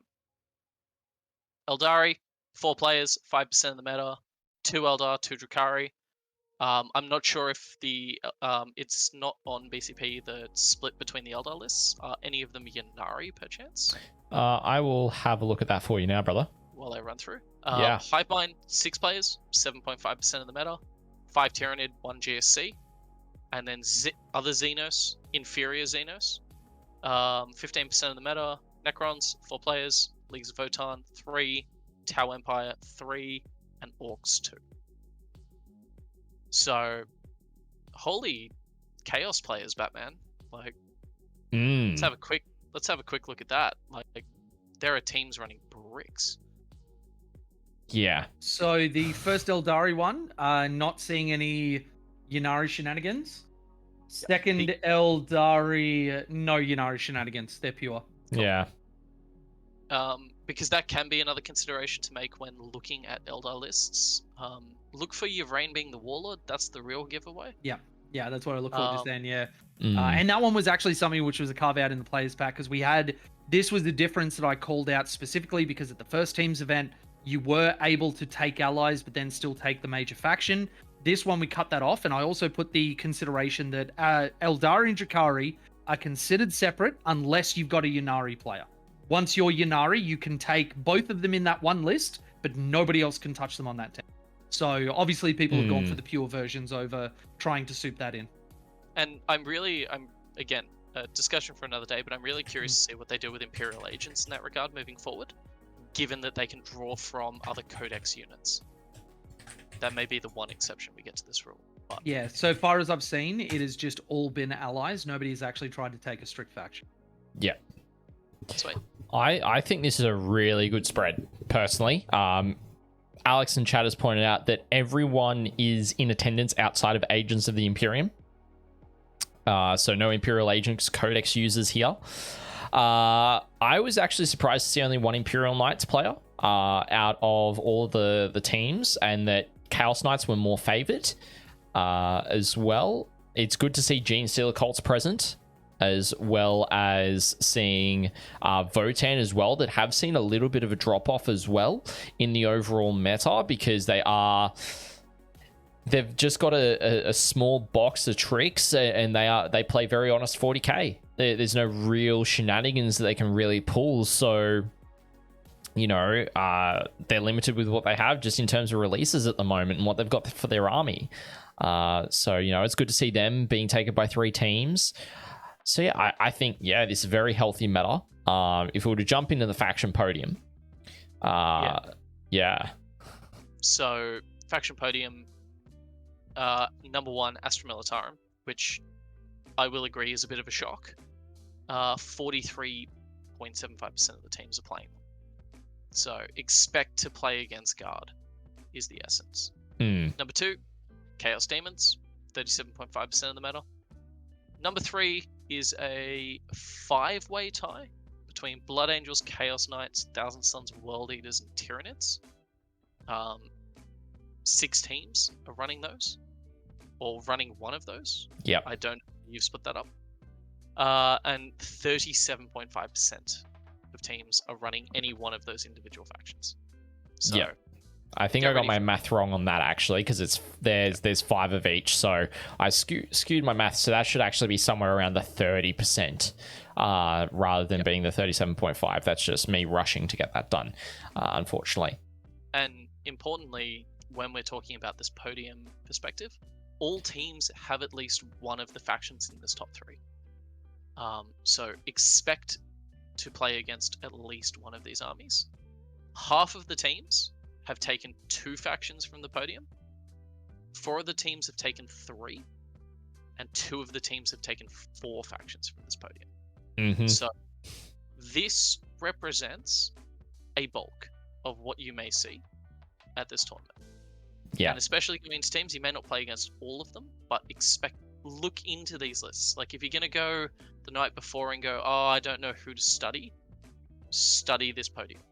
Study guard, have a think about guard, demons, that kind of stuff, because they're the ones you are most likely to run into in a tournament. Yep, 100%. And if you're doing math out there, ladies and gentlemen, I'll save you the time for it. 2 teams are running 1 faction, so that, there's the full 16 suite. So you've got 12.5% are running 1 as well as 4. Then you've got 50% running 2, and then 25% running the 3 factions there as well, to save your brain space on working it out, because we have already done the math for you. So again, Astra Militarum being up there, but we've also, I think in all the Astra Militarum lists we're going to look at least the 2 that we're pulling up on screen, that we will be in a second, have got Bullgrim bricks. So it's basically Bullgrim rushing the middle and going, come at me, bro. Basically. Well, in my opinion, especially having played against it a number of times, and just actually being an unapologetic Bullgrim enjoyer, I don't think Astra Militarum at the moment should leave home without them. They are something that a list or an army that usually, because like being Tau or predominantly Space Wolf player now, I don't struggle to kill anything I touch with them, with the exception of the Bullgrim. And if you have a unit like that in an army that people are normally able to chew through if they've got the volume to be able to do it, it means that swordlists don't just start salivating and licking their lips when they look at them. You have things that are going to be hard to remove, and that somebody can put in your position, put in your way to really try and trip up your game plan. And I think that puts it in a really powerful position, because Astra Militarum, like Jack was saying, they don't struggle to kill people. Usually what I've found is a lot of Astra Militarum players have fallen over when I've played them, just because they can't live against somebody who does as much damage as them, but maybe has more movement shenanigans or has a few more tricks up their sleeve. Yeah. This is only the second worst meta for Bullgrim. There was a point in 8th edition where they had a 2-up invulnerable save, and that was... Oh, my Bullgrim, I'm so sad I didn't get to play that. Yep. Ew. They got that from a Custodes banner, by the way, for anyone paying attention. Oh, hell yeah. Hell yeah. So... aside from that, they are still one of those hard units to shift. And when we talk about lists, look for those weird units. I mean, in Astra Militarum, Bullgrim makes sense, but if you randomly see a unit in a list, there's probably a reason. Yeah. For example, Eldar Wraithguard are a weird one, where in regular events I won't take Wraithguard, but in teams I may actually take Wraithguard. Funny you mentioned that. That was the first Eldar list that I looked at, had bricks of Wraithguard. Yep. You can absolutely flip the script on what your army is supposed to do. Because again, going back to pairings, small changes in how a matchup's expected can have big impacts on teams. Yeah. So don't just look at a list and go, oh, I don't know what that model does. Just be aware that there can be some tricks in teams as opposed to regular singles. Yeah, 100%. So I'm just trying to get the lists up now, actually, because Thingy is deciding to not want to play ball with me, which is really weird and dumb. Well, while you're doing that, Scotty, I want to touch on, because you mentioned before about your surprise about Imperial Knights. And I actually think that the representation that we're seeing of Chaos Knights as opposed to Imperial Knights actually does make a lot of sense, at least to me. Imperial Knights, shout out to my guy who RPs as Knights because he is a living, walking knight in real life. Pat Spooner, who's a faction purist. Imperial Knights at the moment just don't have, even with the addition of the rule to be able to run through a ruin for taking a battle shock, Chaos Knights, especially in a teams environment where you can put them into some of their best matchups, them having also being able to do that on War Dogs for a CP, and then all of the battle shock shenanigans, all of the terror shades, being able to do mortal wounds and heal off those mortal wounds, and then throw into that some of the missions that we've had set up with, like we were talking about, the terraforming, shoot in action. We've got advance in action in the 5th round. You just have so much play that Chaos Knights can do. It doesn't surprise me that in almost every team's meta since the release of 10th, we have had Chaos Knights sitting in a good position. Yeah. And so that really, Imperial Knights obviously have their own stuff, but I don't think you can say that a 6-up Feel No Pain is the same as a stratagem walk through a wall or whatever other stuff Imperial Knights might have. But it just, the two unfortunately aren't made the same, even though they share similar chassis. Also being able to walk 2 Armigers and big knights through walls. Yeah. That massive flank change that you can perform. Watch out for Chaos Knights on Super Ruins. Yes. You may think it's a good matchup for you. It might not be. Yeah, and especially if they bank 2 CP, they're doing it in the move phase and then in the charge phase, which means their threat range is insane. Yep. 100%. All right, so I've managed to get the overlays all working, and we've got the lists up on stream. So the first team we are looking at, and it is kind of cutting it off, which I will just fix up real quick for you guys, is the Down Under 40k Factory Red team. So they are captained by Tim Sunderland, who is running an Orc Green Tide. He's got a Beast Boss, 3 Pain Boys, 3 War Bosses, a Weird Boy, 3 units of 20 and a single unit of 10 Boys, 2 Trucks, 3 units of 10 Flash Kits, 10 Gretchen, and 5 Storm Boys. Real hordy. That's 2 units of 5 Storm Boys there. Yeah, 2 units of 5 Storm Boys. You've then got Ben Brown on Chaos Knights, funnily enough. He's got a Stalker, that is the Warlord, 4 Brigands, 6 Carnivores, a unit of 6 and a unit of 3 Nurglings, 10 Plague Bearers, and 2 Poxbringers as well. Then we've got Daniel Gash Jones, who is running Blood Angels, Sons of Sanguinius. Now, this is, I put in the detachment because I couldn't remember if it was going to be Codex or not. So he's got Captain in there with Mephiston, Lamardes, Combi Weapon Lieutenant for the Lone Op, a Jump Pack Sanguinary Priest, 10 Assault Intercessors, a unit of 10 and a unit of 5 Jump Pack Intercessors, a Baal Predator, Company Heroes, a unit of 10 and a unit of 5 Death Company Jump Pack Death Company, I should say, 5 Infiltrators, a Repulsor, and 3 units of 5 Scouts. You've then got Dan Sherry on Grey Knights, running 3 Tech Marines, 3 Nemesis Dread Knights, which are Grand Masters, 2 units of 5 Strikes, 3 Nemesis Dread Knights themselves, 4 Servitors, a Calidus, and an Eversaur Assassin. And then Greg McGinnity running World Eaters with Angron, Lord on Juggernaut, Lord Invocatus, 2 units of 10 Jackals, 5 Berserkers, 3 units of 3 8-bound, a unit of 6, and 2 units of 3 Exalted 8-bound with 2 Spawn. Now, first thing that I want to say, it took so much self-control for me to not react to when you said Mephiston. Because all I wanted to say was finish that with your butt.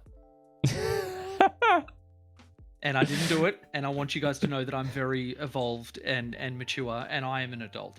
Are you less evolved because you still had to bring up the joke, though? Yes, I am. I am only human. So yeah, this team, I think that there are really, there are no bad players on this team whatsoever. This is one that I'll be looking at closely through the course of the tournament. Obviously, Dan Sherry is newer to the circuit than any of the people on this team, but he has been putting up some really, really big numbers on his Grey Knights, obviously favoring his Nemesis Dread Knights quite heavily. He's also taken the Inquisition allies for this one. So, and having Dan on the Blood Angels, this is a great trade-off to make where I don't think Blood Angels need it. So therefore, you can just pump all that into your Grey Knights player and get massive value out of it. Yeah. I will note with the CK list, I'm assuming the Stalker has the sticky objective enhancement. Let me pull that up for you right now. I would be amazed if it does. I'd be shocked if it didn't. Yeah. But in terms of this list, again, this is a really good example of what we were talking about teams-wise. Obviously, 6 NDKs in Grey Knights. Normally you see about 4, but 6 is pushing it ever so slightly. 6 is going, well, if you can't deal with a Nemesis Red Knight, that's a real problem for you. And so I would expect them to pair around that. Greg on World Eaters, again, World Eaters and teams can be one of those feast or famine armies. World Eaters love picking matchups. Blood Angels the same way. All of these lists are capable of hunting, which is actually a really interesting build. Like, I'm looking, the only one that I know will always score points is actually Greentide. Greentide is a list that is probably our quintessential defender here. Yeah. Have fun shifting all of that and still stopping them from scoring points. Yeah, And basically. that's defender at its essence. Yeah. They are going to score points, even if they lose. You're not going to get a massive advantage over them. Whereas all the other lists in this are designed to turn around and find a weird matchup, find a chink in the other team, and exploit it. And then if not, I assume play onto a flex roll.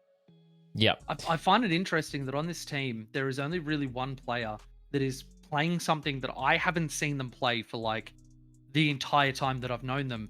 And that's the heir to the Magi Noodles fortune himself, Greg, playing World Eaters. I've never seen him play this, but I guarantee he will be able to. But this is my only surprise when I saw it of, wait, Greg plays World Eaters? What?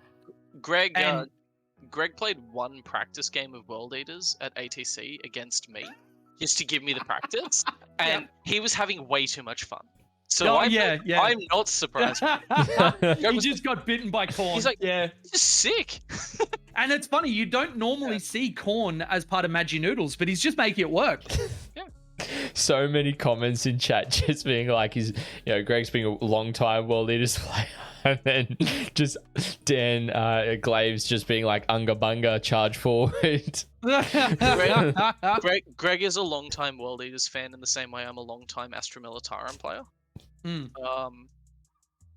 We just are. Eldar players tend to have this other faction that you forget that they're very, very good at because they're just so good at Eldar. Yeah, I think the other one to Jay's question, Ben does not have the sticky objectives on the Stalker. However, the Plague Bearers have got sticky as their unit so maybe ability. That's a tech piece with points. Yeah. He's opted in for that, knowing that he doesn't need it on the Stalker. Yeah. Well, the Poxbringers in the Chaos Knights list are also really good for triggering Battle Shock. They reduce leadership, which is going to bring out more of the Chaos Knight's core ability. Yeah. So it's another one of those lists where, watch out, small Havoc Launcher chip damage can have big consequences when your Battle Shock's at that reduced leadership. Yep. For sure. This is going to be, one of the teams to definitely watch. I would expect them in the top 25. Top 4 teams would be my pick for these guys.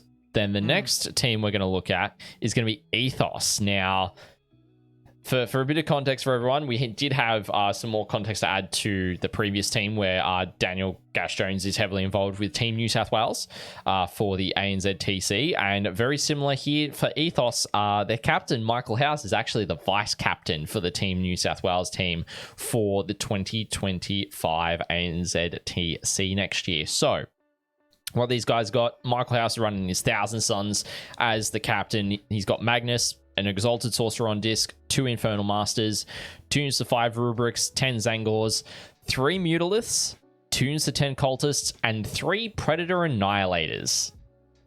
I am surprised by this list. Then we've got Chris Wright on Astra Militarum. Another deviation from what he has played recently that was Blood Angels, but his team probably requires this shift. He's got Leontis, a Tempestus command, platoon command, a tank commander and a demolisher, 10 Cadians, tunes to 10 Catachans, 10 regular infantry, 2 Chimeras, a unit tunes of 6 and a unit of 3 Bulgrin, so 15 Bulgrin, 2 Hellhounds, a Lehman Rush Demolisher, a Rogel Dawn, and 5 Scions. Then Colin Keane on World Eaters. very similar list to what we saw Greg with, but a few different changes here. He's got Angron, Lord Invocatus, Lord on Juggernaut, with a Master of Executions, 10 Jackals, 10 Berserkers, a Rhino, 2 units of 3 8-bound, a unit of 6 and a unit of 3 Exalted 8-bound, and 2 Spawn.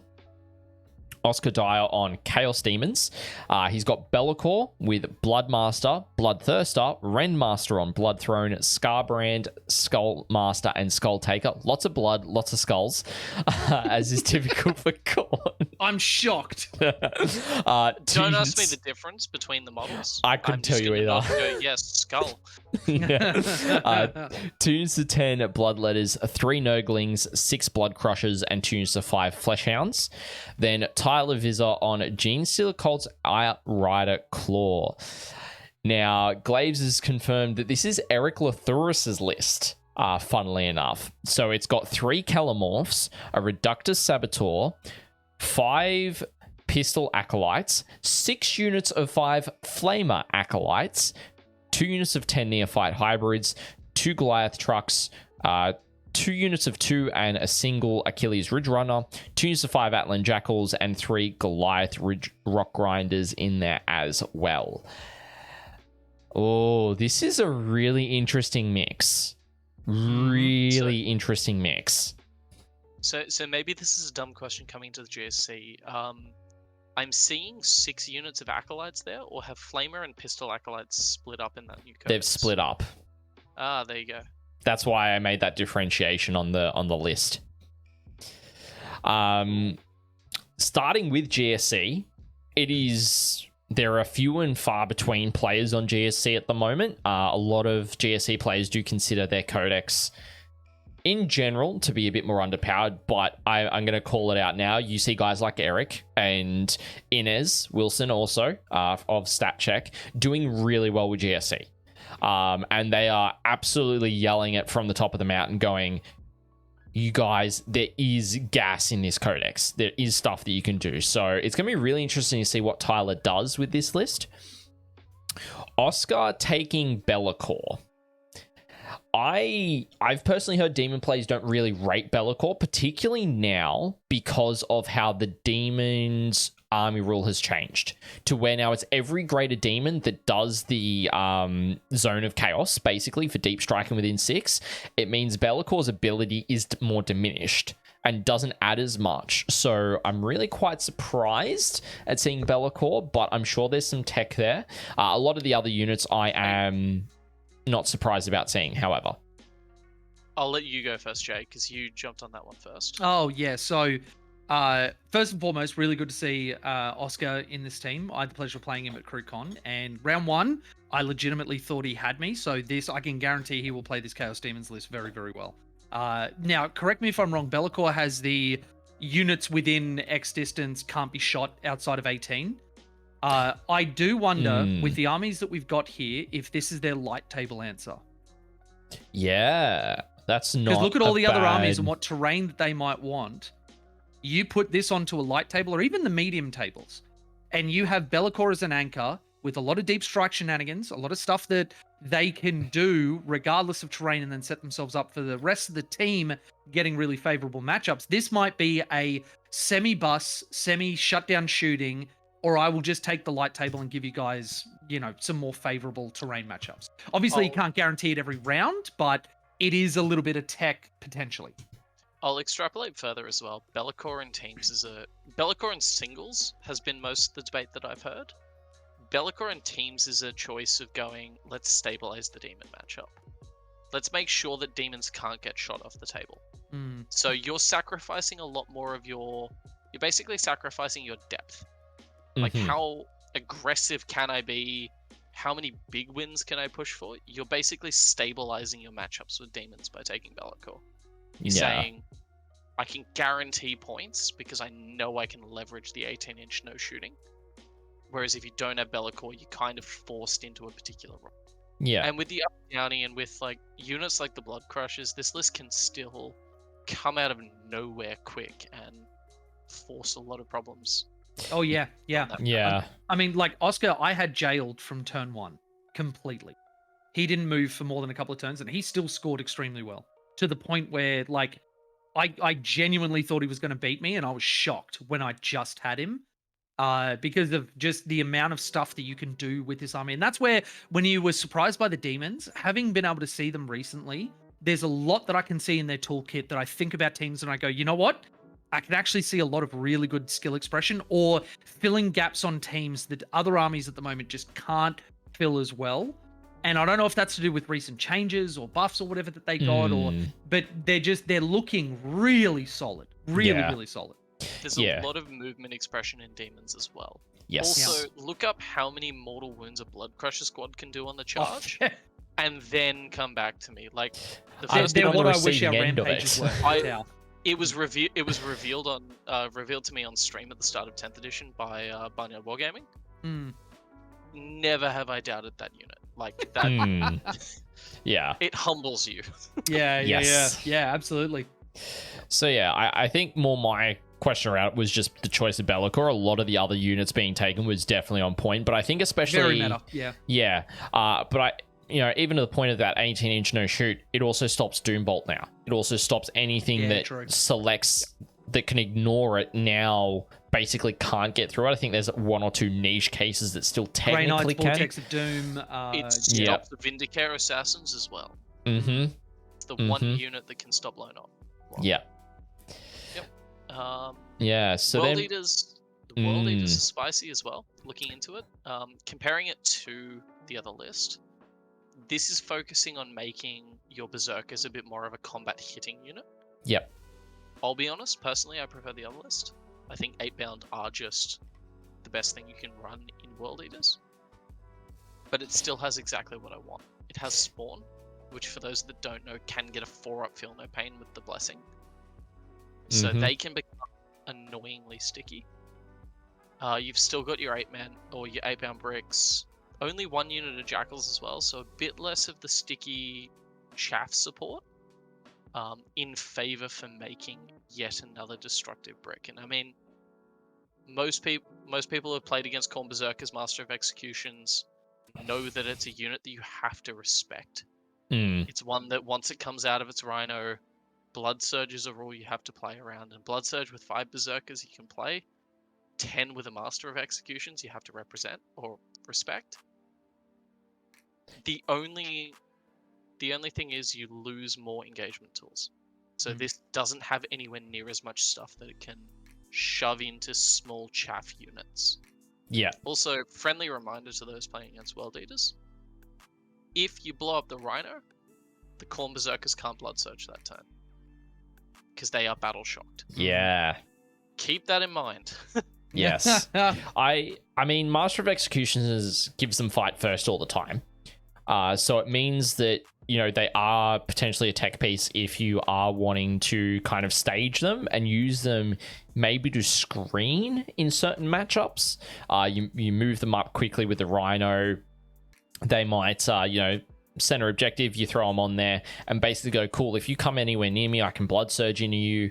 Or if you try and engage me in combat to try and destroy me, I'm just going to fight first anyway. It poses a lot more questions to their opponent. So I don't necessarily mind the pivot into the 10 Berserkers with the Master of Executioners, but I do still agree that Exalted and regular 8-bound do carry a lot more weight for World Eaters at the moment. One of the things I found as World Eaters' greatest weakness is a literal chaff 5-man unit sitting on an objective. Like having 5 Cabalites on an objective, because World Eaters don't have a small unit that can go and deal with that problem. They often have to commit a big, even 3 8-bound. They're forced into those trades, into certain matchups. So again, from a pairings thing, that's the only weakness I can see with World Eaters in general, but especially lists that tend to hyper-focus on these big brick units. Yeah. Chris Wright on Action Militarum. I mean, as we said, Bulgrin, they're going to be really tough to shift on the center objectives. He's got the Firebase and the Tank Commander and the Lehman Russes. Also having the 2 Hellhounds as well. Then also got, Leontis in there for the guaranteed command points. I believe Leontis does that. Yeah, he does. Yeah. So And, I think he gives out 3 orders as well. yes. Yeah. And can order any type of unit. He doesn't have that restriction. Yeah. So lots of stuff that can order. The ignoring orders. The Catachans are the nice take, because they're a bit cheaper from memory. Actually, no. They're 65 points. I do love seeing Australians finally getting taken in lists again. Yes. Yeah. So here's a bit of tech. I actually think from memory, Chris has taken the 2 flamers with them, because if he's taken the 2 flamers, I have experience with Deathwatch. 5-man Deathwatch kill teams with Infernus Heavy Bolters do the exact same job. They are incredible screening units for your home field, because not only do you then not have to worry about sitting within 9 inches of your board edge, you can go, cool, I can sit within 12. You come in within 12, I'm just going to Overwatch and auto hit you with 2d6, strength 5, -1 damage shots. And it's... Catachans, sorry. Yeah, no, go for it, Jack. Catachans, I believe, also have Scout as their ability, which means that you can deploy them a lot more aggressively than you can Guardsmen. So you can find positions where they're 5 inches out from a ruin, can move 6 inches forward if they need to. It gives you... Guard is an army that always struggles with hiding all of its stuff and fitting in terrain. And so giving yourself units that can push themselves further out and still find cover is a key ability. Yep. Can we talk about the insanity that is House's list? Yeah, I was going to say. 3 Mutaliths, 3 Predator Annihilators, only 2 squads of Rubrics. What is this absolute madman fucking cooking with Thousand Suns? He has communed with Tzeentch, and he's trying to make us confused. Tzeentch wins if we think this is a weird list. So we're just going to nod and go, yep, it's perfectly normal, and hope that works. I mean, this is a change from the meta, so... Yes. I mean, at recent events, he was on 3 Mutaliths, so... I mean, the Mutas I stand by anyway. I know that there's different variations of Thousand Suns, but I remember playing this at the start of the edition, trying to wrap my head around it, as well as the new edition's rules and whatever. And I just remember looking at the Mutaliths and being like, why the fuck aren't my Hammerheads like this? Like, you've got 3 profiles that deal with everything. You interact with the army rules so intuitively, which just feels really cool. And like, I'm looking at this and I'm like, I hope people can hide against this list, because if they can't, they're going to have a real bad time. And I wonder if these are going to be going predominantly into like heavy armor lists, like Chaos Knights. Yeah, maybe it's taken for the heavier toughness. The other thing that you can do in teams is present a ridiculous anti-armor list that also does have flexibility. I mean, at the end of the day, Mutalith Vortex Beasts that we just discussed don't really care what they're shooting at. Yeah, they have a profile for everything. The Annihilators obviously are las cannons, but they are a percentage of the army. Yeah. You can basically present a list that says, if you ever put Chaos Knights up, you will be picking the thing that isn't Thousand Suns. And you can force these avenues that are uncomfortable for your opponent in pairings. Yeah. Whilst also having the flexibility of being a T-Sun list. I like this as a pivot away from the rubric spam that we tended to see when you could triple move and had all the double points. Yeah. Now that you don't have that, this is leveraging the best unit in the Codex, which is arguably Muties. Yep. I assume one of the Infernal Masters also has the big Doom Flamer enhancement. So let me double check it. I think so. I've got it up. So one has got Arcane Vortex. Oh, good. And the other one has got Umbrellific Crystal. So he's got the teleport. So if you've ever experienced Overwatch from that Infernal Master, you know what I'm talking about here. It will pick up squads. Yes. On Overwatch. So this is a great blend of a variety. This is actually a lot more of an all-comers list than I think it appears to be. Yeah, because it's also backed up by Maggie. And you've got Doombolt doing mortal wounds, which don't care about multi-model squads. You've got Maggie doing his stuff for any target. And like you said, the Mutalith can go into anything and still feel really good about what it's doing. I hard agree, man. I think this is really all comers. I think this is a list that has 3 Predator Annihilators to you into thinking it wants to go into tanks. Yep. I wouldn't be surprised if this is a defender that occasionally gets upside. And you have this piloted by what I would probably call the best Thousand Suns player in Australia. Correct me if I'm wrong, but Peter Neal is going to come after you for that statement. He's on Chaos Demons. He doesn't get to. Yeah, all right. Yeah, no fair. Yeah. There's House has been playing T-Suns pretty much all edition. Yeah. So, little bit of GSC at the start, but then Thousand Suns just too much to go. And past. he did pivot into Orcs for Capital Clash earlier this year as well. Oh yeah. True. But that was Orcs on Codex release, so yes, we'll forgive him. Yeah.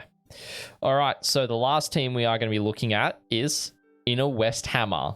So this is the guys out of Western Sydney way. They were captained by Jim Cavalier, not Valvolie. Jim Valvolie. The well-known heir to the Valve Steam fortune, who moved during the Great Video Game Wars of 1964 and changed their name to Valvolie from Steamvolie in order to escape prosecution. This man stole Half-Life 3 from us. True. Never forget. Never forget.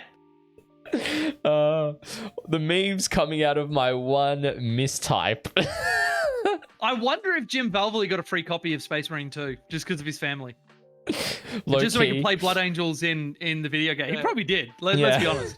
I mean, this is the first time I'm telling you guys, chat's heard it a million times from me. I actually won a copy from Games Workshop. Hey, nice, man. I won it through the Nova Open streams. Hey, let's go. So, yeah. All right, so getting back to the team. Jim is running Blood Angels, Sons of Sanguinius. He's running a jump pack captain. Lamarty's combi weapon lieutenant. 3 jump pack sang priests. Then 2 units of 10 jump pack intercessors. A unit of 10 and 2 units of 5 jump pack death company. 2 units of 5 infiltrators, 2 units of 5 scouts, and 10 Vanguard veterans. We've then got Jeremy Mules on Adeptus Sororitas Penitent Host. So a bit of a deviation away from Bringers of Flame. He's got a Ministorian Priest, Palatine, Morven Val, Triumph of St. Catherine, 10 and 3 Archos, 2 units of 10 Repentia, 10 Novitiates, 2 Castigators, 3 Paragons, a single Penitent Engine, an Immolator, and 2 Rhinos. You then got Kyle Leadbeater on Ash Militarum running Gaunt's Ghosts, Leontis, a platoon command squad, 2 Demolisher tank commanders, 2 units of 10 Catachans, a unit of 10 Deathcore, 3 units of 6 Bulgrin, 2 Rogel Dawns, a Scout Sentinel, and 5 Scions. You've then got Nick Rittenbeck on Adeptus Custody Shield Host with 2 Blade Champs, 2 units of 5 Custodian Guard, 2 Caladius Grav Tanks, 2 units of 5 Wardens, 4 Prosecutors, 3 Venatari, a Caladius Assassin, and Inquisitor Draxus.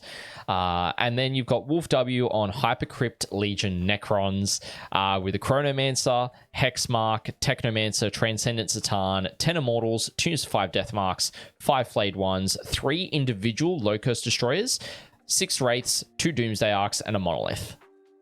This is a really interesting team build, and this is why I picked this as the third one to look at, because I actually really find some of these deviations interesting. Having a look at the sisters deviating away from Bringers of Flame, I'm curious to see how this list does.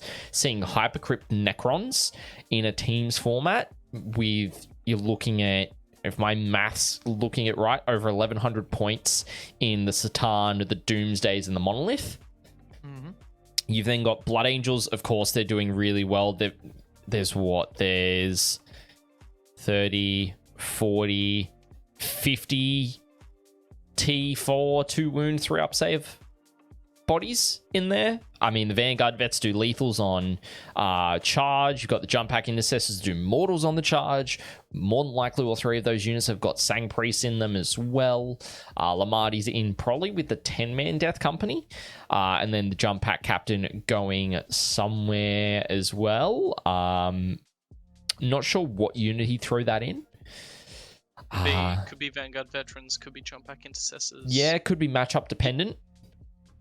Maybe it'd just be Lamarty's nuts. Sorry, I'll leave. No, it's good. A The quick one memes. for you, Miss Tio. I'm going to punish you with difficult Tio questions. Yeah, hit me. Jokes. Penitent host. I know there's been a lot of debate online as to whether or not the order has to start at the first battle round, because Ooh. the wording implies that each battle round you have to pick look it up. one of. Yeah. Let's look it up. So I'll let you have a read of that while we talk. Yeah, definitely do. Mm. Definitely do. That can change my opinion on Penitent host. One of the Mm. reasons I think a lot of the Europeans have been down on it is because they've had it ruled you have to pick one every turn. So for the first 3 turns, you are pretty prescriptive in terms of how you're moving, because they only have 3 choices, which means Yeah. So I think my first reflex goes to this is a mistype by GW, because I think that the vein of this is supposed to be the same as Gladius, where it is at the start of the battle round you can, but you're right, it does say select one of the following. You can only select each vow of atonement once per battle. I'm gonna have a look at the WTC FAQ once we get out of this. But there is a part of me that is willing to rule that Penitent Host is able to select at the start of a battle round, not that you must.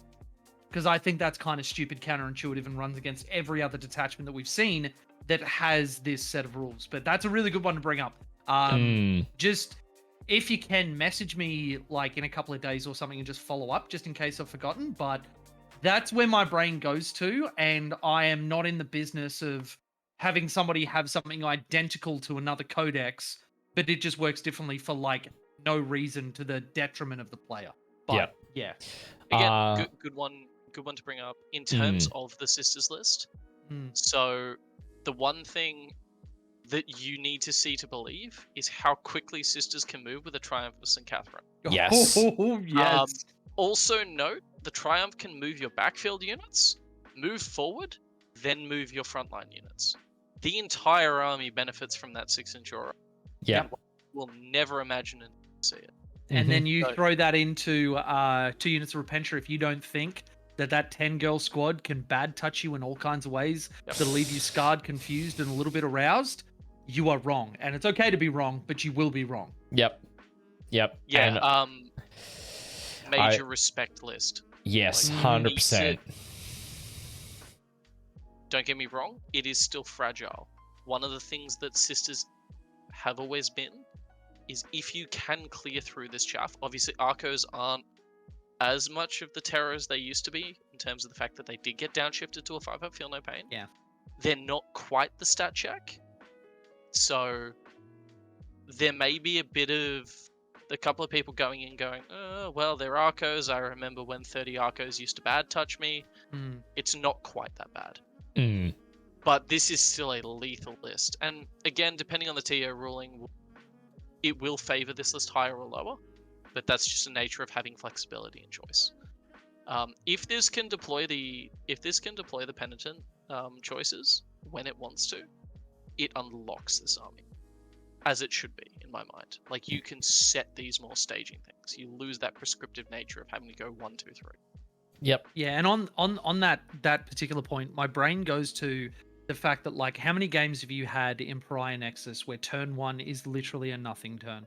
Almost as if the game's been designed around Alpha Strike being removed as much as it can and favoring people using their resources correctly and all that sort of stuff. If you're forced into taking one of these things, you get 2 turns of an army bonus. Yeah. Or, sorry, detachment bonus, which genuinely I don't think is in the spirit, but I'm going to do a lot of digging on that. And again, anyone in the comments that's curious, or if anyone knows the WTC ruling by chance, or just has an opinion on it, let us know. Or message one of us, message Jay probably, and yeah, definitely. say it. Yeah. Yep. One thing I do want to call out before we go into the next list, Kyle Leadbeater, all of the Inner Westhammer guys, he actually runs an Inner Westhammer series of, I say events, they're very like newcomer friendly, come together, have a casual game.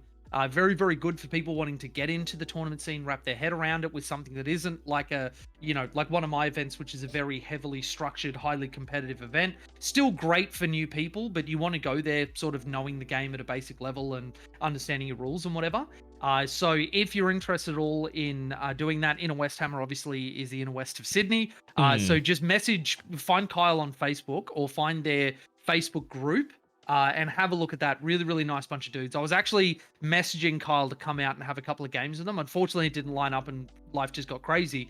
But really, really lovely dude. Just message him if you want to, get some games in and meet some people in your area that are really passionate about the hobby. Yeah, awesome. Shifting down list to Astra Militarum quickly. Holy Gunline, holy 18 Bullgrim. Like, you better have a plan for fighting this on light terrain, because if this goes down as a defender, this is going to take light terrain and absolutely love it. 2 Rogals, 2 Demolisher tanks, enough Bullgrim to stick the midboard and force off a lot of armies, maybe throw everyone off balance. Mm-hmm. Nasty. Yeah, and they genuinely won't care if they don't have terrain. No. Also, That's their job. Yeah. The Bullgrim will just walk forward in a straight line. That's all they'll do. This is a fun list where it doesn't mind heavy terrain because the Bullgrim can utilize it. Like, as much as we talk about Bullgrim being undefeatable, they don't mind actually hiding behind a wall. They're even more annoying to shift. So if you throw this on a medium terrain or heavy terrain, it doesn't always solve all of the great problems of the list. The one thing I am noticing is it doesn't have as much mobility as the last list we saw, and Guard has always struggled with mobility. It's got a unit of Scions for Deep Strike. Gaunt's Ghost obviously can uppy-downy every turn, but that's 2 units.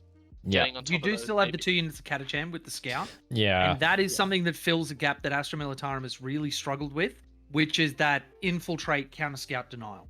Having Scouts to be able to move forward, as long as your opponent doesn't just box you in with infiltrators. But even then, there is counterplay to that, to making people put their infiltrators in the middle of nowhere, getting to pick up that unit for free, and potentially making them misplay by trying to stop your Catachan moving out, which you might not have even wanted to do anyway. Yep. So and one Scout Sentinel allowing you to actually drop an infiltrate piece. Like, even if it's not 38 inches of coverage like Tower can pull off, it can still lock off a particular bad zone. Yeah, absolutely. And I think that's something that maybe was on Kyle's mind when he was doing this, that, you've got plenty of damage, you've got plenty of staying power. Give up a little bit of that tech that we saw Chris Wright go into, but maybe that'll be their pairings. Maybe he will actually opt for different things. I would love to see their pairing matrix as opposed to Ethos's, and how different that might look for the matchups that he's actually chasing on this list. Yeah, and that can also come down to what other lists are supporting, as we've discussed. Yeah. Which, I mean, let's talk about the Hypercrypt Necrons then, supporting this one, which Ethos didn't have. That is a lot of mobility. This is Grey Knights if you're not a basic bitch. Yeah. Well, it's silver, it goes uppy downy. It's the same thing, right? Like, yeah, basically. Necrons and Grey Knights are the same thing. Oh, which means Grey Knights are banned. Sorry, guys. They're the same Necrons. Sorry. My bad. My bad, Dan. Ban the heir to the Magi Noodle Empire. Oh, wait, no, he's not playing Necrons. No, he's on World Eaters. He's on World Eaters, yeah. Yeah. No. I was in contact with the Magi Noodle Corporation, and that's why he's on World Eaters, because he knew this was going to happen. This is all scripted. Very different Hypercrypt to the traditional. Normally, Hypercrypt in teams I've found focuses heavily on like the big monolith Catan build. This is a toolbox if ever I've seen it. Yeah, I really do like it. You've left a 9-inch convenient gap. Let me pick the best tool for that 9-inch gap.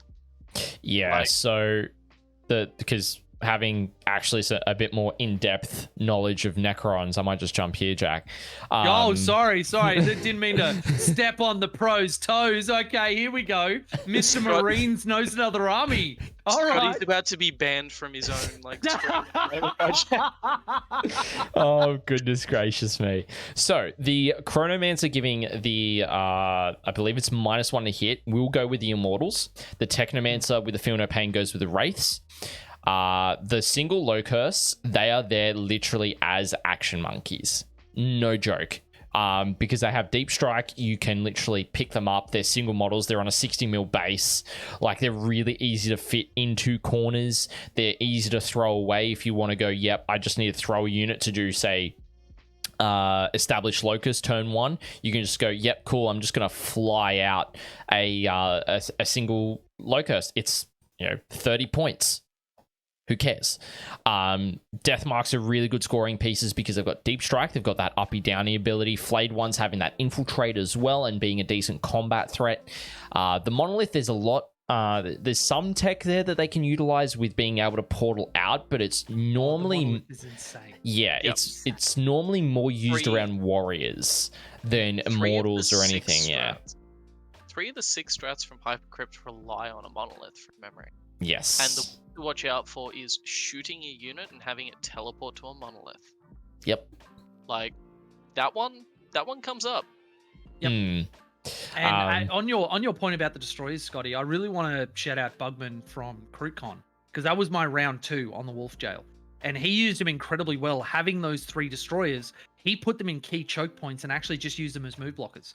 And it's exactly as you were saying, they're so cheap that he just goes, I don't care if I lose them, I don't want you moving. And it was a really great play from him.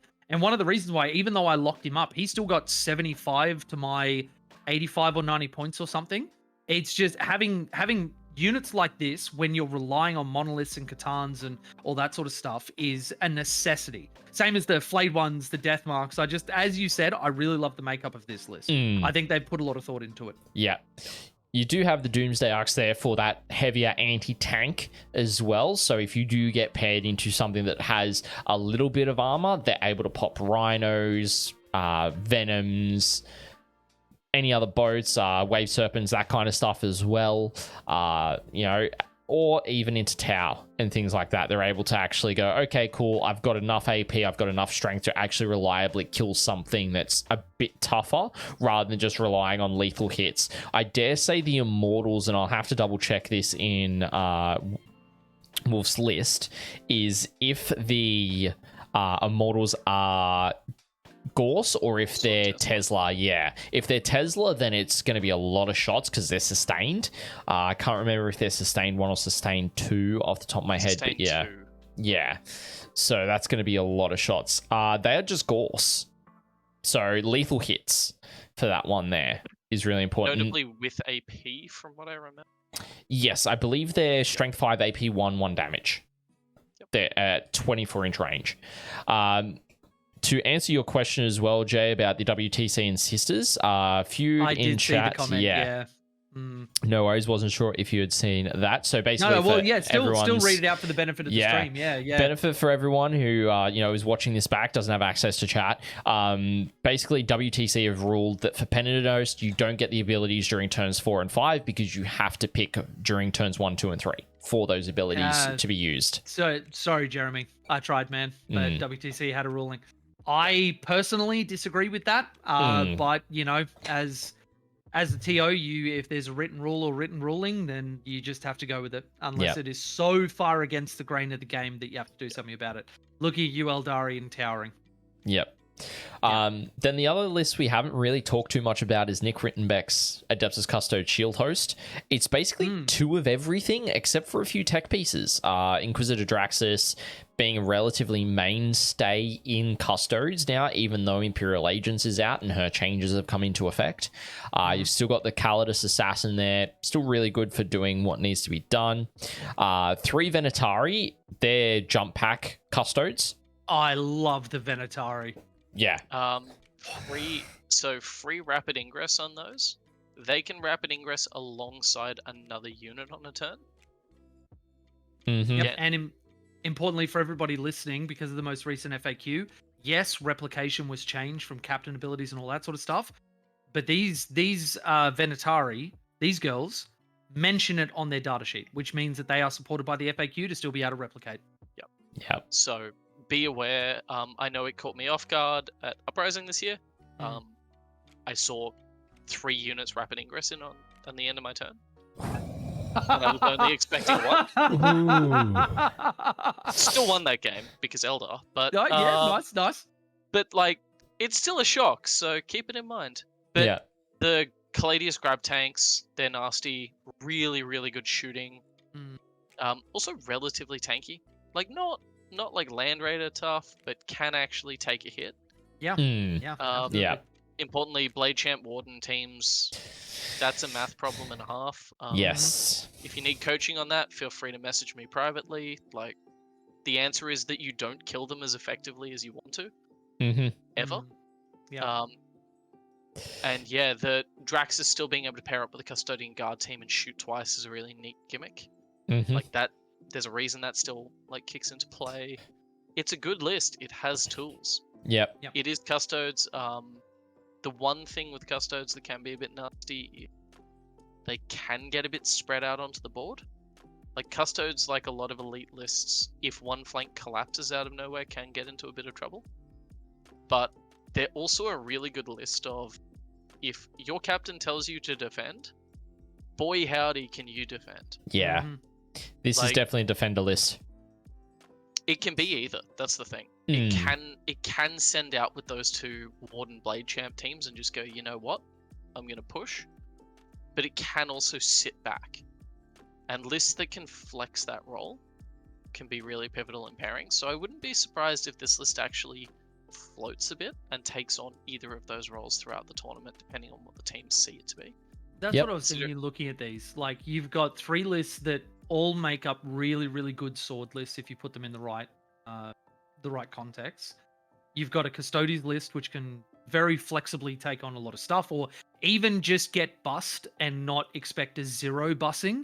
And then the Necrons list, you just use that as a Swiss Army knife into either armies that can't deal with it, or you put them into things as another pseudo shield list where it's just, all right, just get as many points as you can.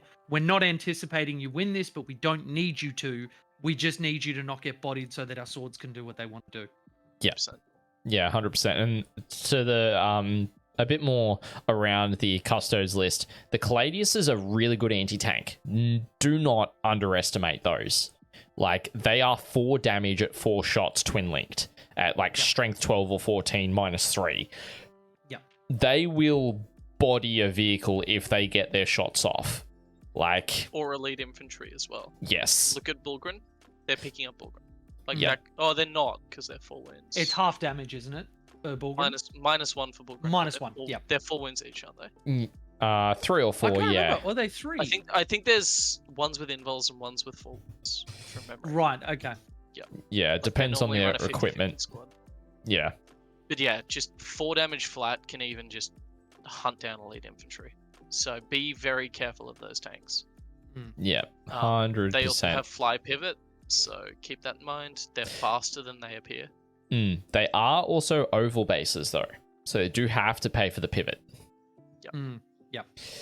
But yeah, that is the last team that we are going to be looking at for this evening, ladies and gentlemen. I want to thank everyone for joining us for the stream. It's a mega stream for this one. It's been a lot longer than what we would normally do. I said to the boys, I'm like, yeah, hour and a half, pushing 2.5 hours, because why not? I knew you were lying. I don't know if you and I do a stream that quickly. There's so much like chemistry between these two that it's actually hard to be in even a Discord. Well, I mean, look, in my defense, I have chemistry with everybody. So, you know, it's just a running thing for my life. Nah, I love chatting with Scotty. I live for the moments where I can make him almost spit take his drink. Yeah. Or he gets embarrassed by what I've said, but in a good way. That's my crack. The fact that we had like 2 hot takes as well, like the fact that you went after Scotty, I go after you. Scotty hasn't come after me, which I'm very pleased with. So I'm not one to go after people, so you know, I come out unscathed. So. You know, I don't want to shock you, Jack, but we actually got Scotty to swear on stream once.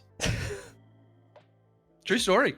He's capable of that. Yeah, he's capable of it. It turns out Mr. G-Dub shilled for some subs, and we got him to do it. Oh gosh. Everybody has their price. And I love that you then threw in this stream. Oh, by the way, I got a free copy of Space Marine 2 right after I was talking about you shilling for Space Marines and not knowing any other factors. Oh, by the way, just got a free copy of the game. It's no big deal. Like, you know, go on. It was also, so for context as well, so Alex in chat did say everyone's on Space Marine 2. That's why Space Marine numbers are up. Yeah. How much of the reserve Deathwatch stock that GW hadn't sold did you buy up, Scotty? None. I have not touched any Deathwatch in a little bit. Yeah. Is it because you already own everything and you just be buying triplicates? He's already got shipping containers. The only thing I'm missing from Deathwatch is actually a Corvus Blackstar. So. Okay. Yeah. Available in the Imperial Agents Auto Xenos box set. Ooh. Anyway, but ladies and gentlemen, before we continue rambling on, I want to thank everyone in chat who has stuck with us for the length of this stream. Really appreciate everyone who has been Absolute here as legends. well. Yeah. Love you guys, all of the gifted subs as well. You guys are absolutely phenomenal and really appreciate your generosity as well. We've got some September goals happening as well, and it looks as though we're going to hit the first one, which is a Space Marine 2 campaign playthrough, which is going to be good fun. But yeah, so Jay, to finish off, is there any shout outs that you want to do before we wrap up this evening? Right, so if I can split it into two, the first one that I want to make is around like sponsorships for the event, because obviously that's a really big deal. We don't ever get to run events without sponsors behind us, and you know, if we did without them, it would just be worse quality. Let's be honest. Like the businesses around Sydney that make us work is just something that we can never take for granted. So the first one that I want to shout out is a table which is going to have terrain that's going to be on the top table that all of you are going to be able to watch. Spear Tip Studio. Spear Tip has been incredible to me on multiple events, and I love the terrain that they've got. I'm actually putting together a bunch of their sets now. There's so much detail in it, and everything just fits into this one box. You can literally take a table of terrain, fit it all together, and then just chuck it up on a shelf, which is just, yeah, really, really incredible.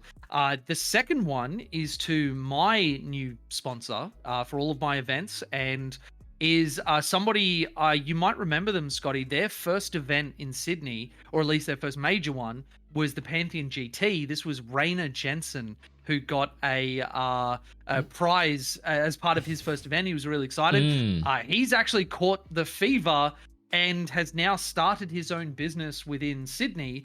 R&R Hobbies are going to be supplying all of our GW product. He went through the ball-busting process of getting approval from them, and he's going to be providing our prize support as well as a bunch of hobbying stuff and everything else. And we're actually going to have him with a store open at every single one of our events where you can talk to him, look at getting orders and everything else, and even doing pre-orders for future events. It wasn't enough time for us to do it for this one, but at future events, doing a pre-order and then just not paying for shipping costs by coming to the event and just picking it up straight from him. Yeah, so nice. That's really, really cool. I want to shout him out. It's been really cool talking to him, and really cool seeing somebody who's really passionate about doing this as their side hustle. So really, really cool. The second one, which isn't sponsorships, is just to my patrons, all the people that make up my community. And it's been a rough 4 months. I'll say that without going into detail. But having these people backing me and showing up for anything that I put out, showing up for any streams that I participate in, it's really heartening, and just I love every single one of you. So shout out to them, and that's my shout outs for the stream without going too deep into it and taking up more time. Yeah, no worries at all. Well, to both of you gentlemen, Jay and Jack, thank you so much for taking time out of your week to come and sit down and have a chat and look at the tournament that is happening this weekend. Really do appreciate it. For those of you who are in chat, you guys can catch the live coverage, whether it's here on Twitch or on YouTube. We will be multi-streaming the tournament both days. As I said at the start, round 2 start for day 1 because we've got to set up the morning of instead of the evening before. So check out our social media, Facebook, Instagram, Twitter, TikTok, YouTube, all the fun stuff there. I'll get the socials up in chat as well, where you'll be able to, make sure if you want to tune in here on Twitch, make sure you drop a follow. If you want to watch on YouTube, make sure to drop a sub over there, turn on that notification bell so you're able to be notified as to when we are releasing more content, and got streams going on over there as well. But ladies and gentlemen, thank you so much for joining us. Jack and Jay, thank you so much again, gentlemen. Absolute pleasure, buddy. Same here. And Jack will be your man for the live coverage over the weekend. And I may make a small appearance on Sunday afternoon for round 5 as well. So I hope you guys all enjoy the coverage over the weekend, and we'll catch you soon. See you guys. See you, everybody.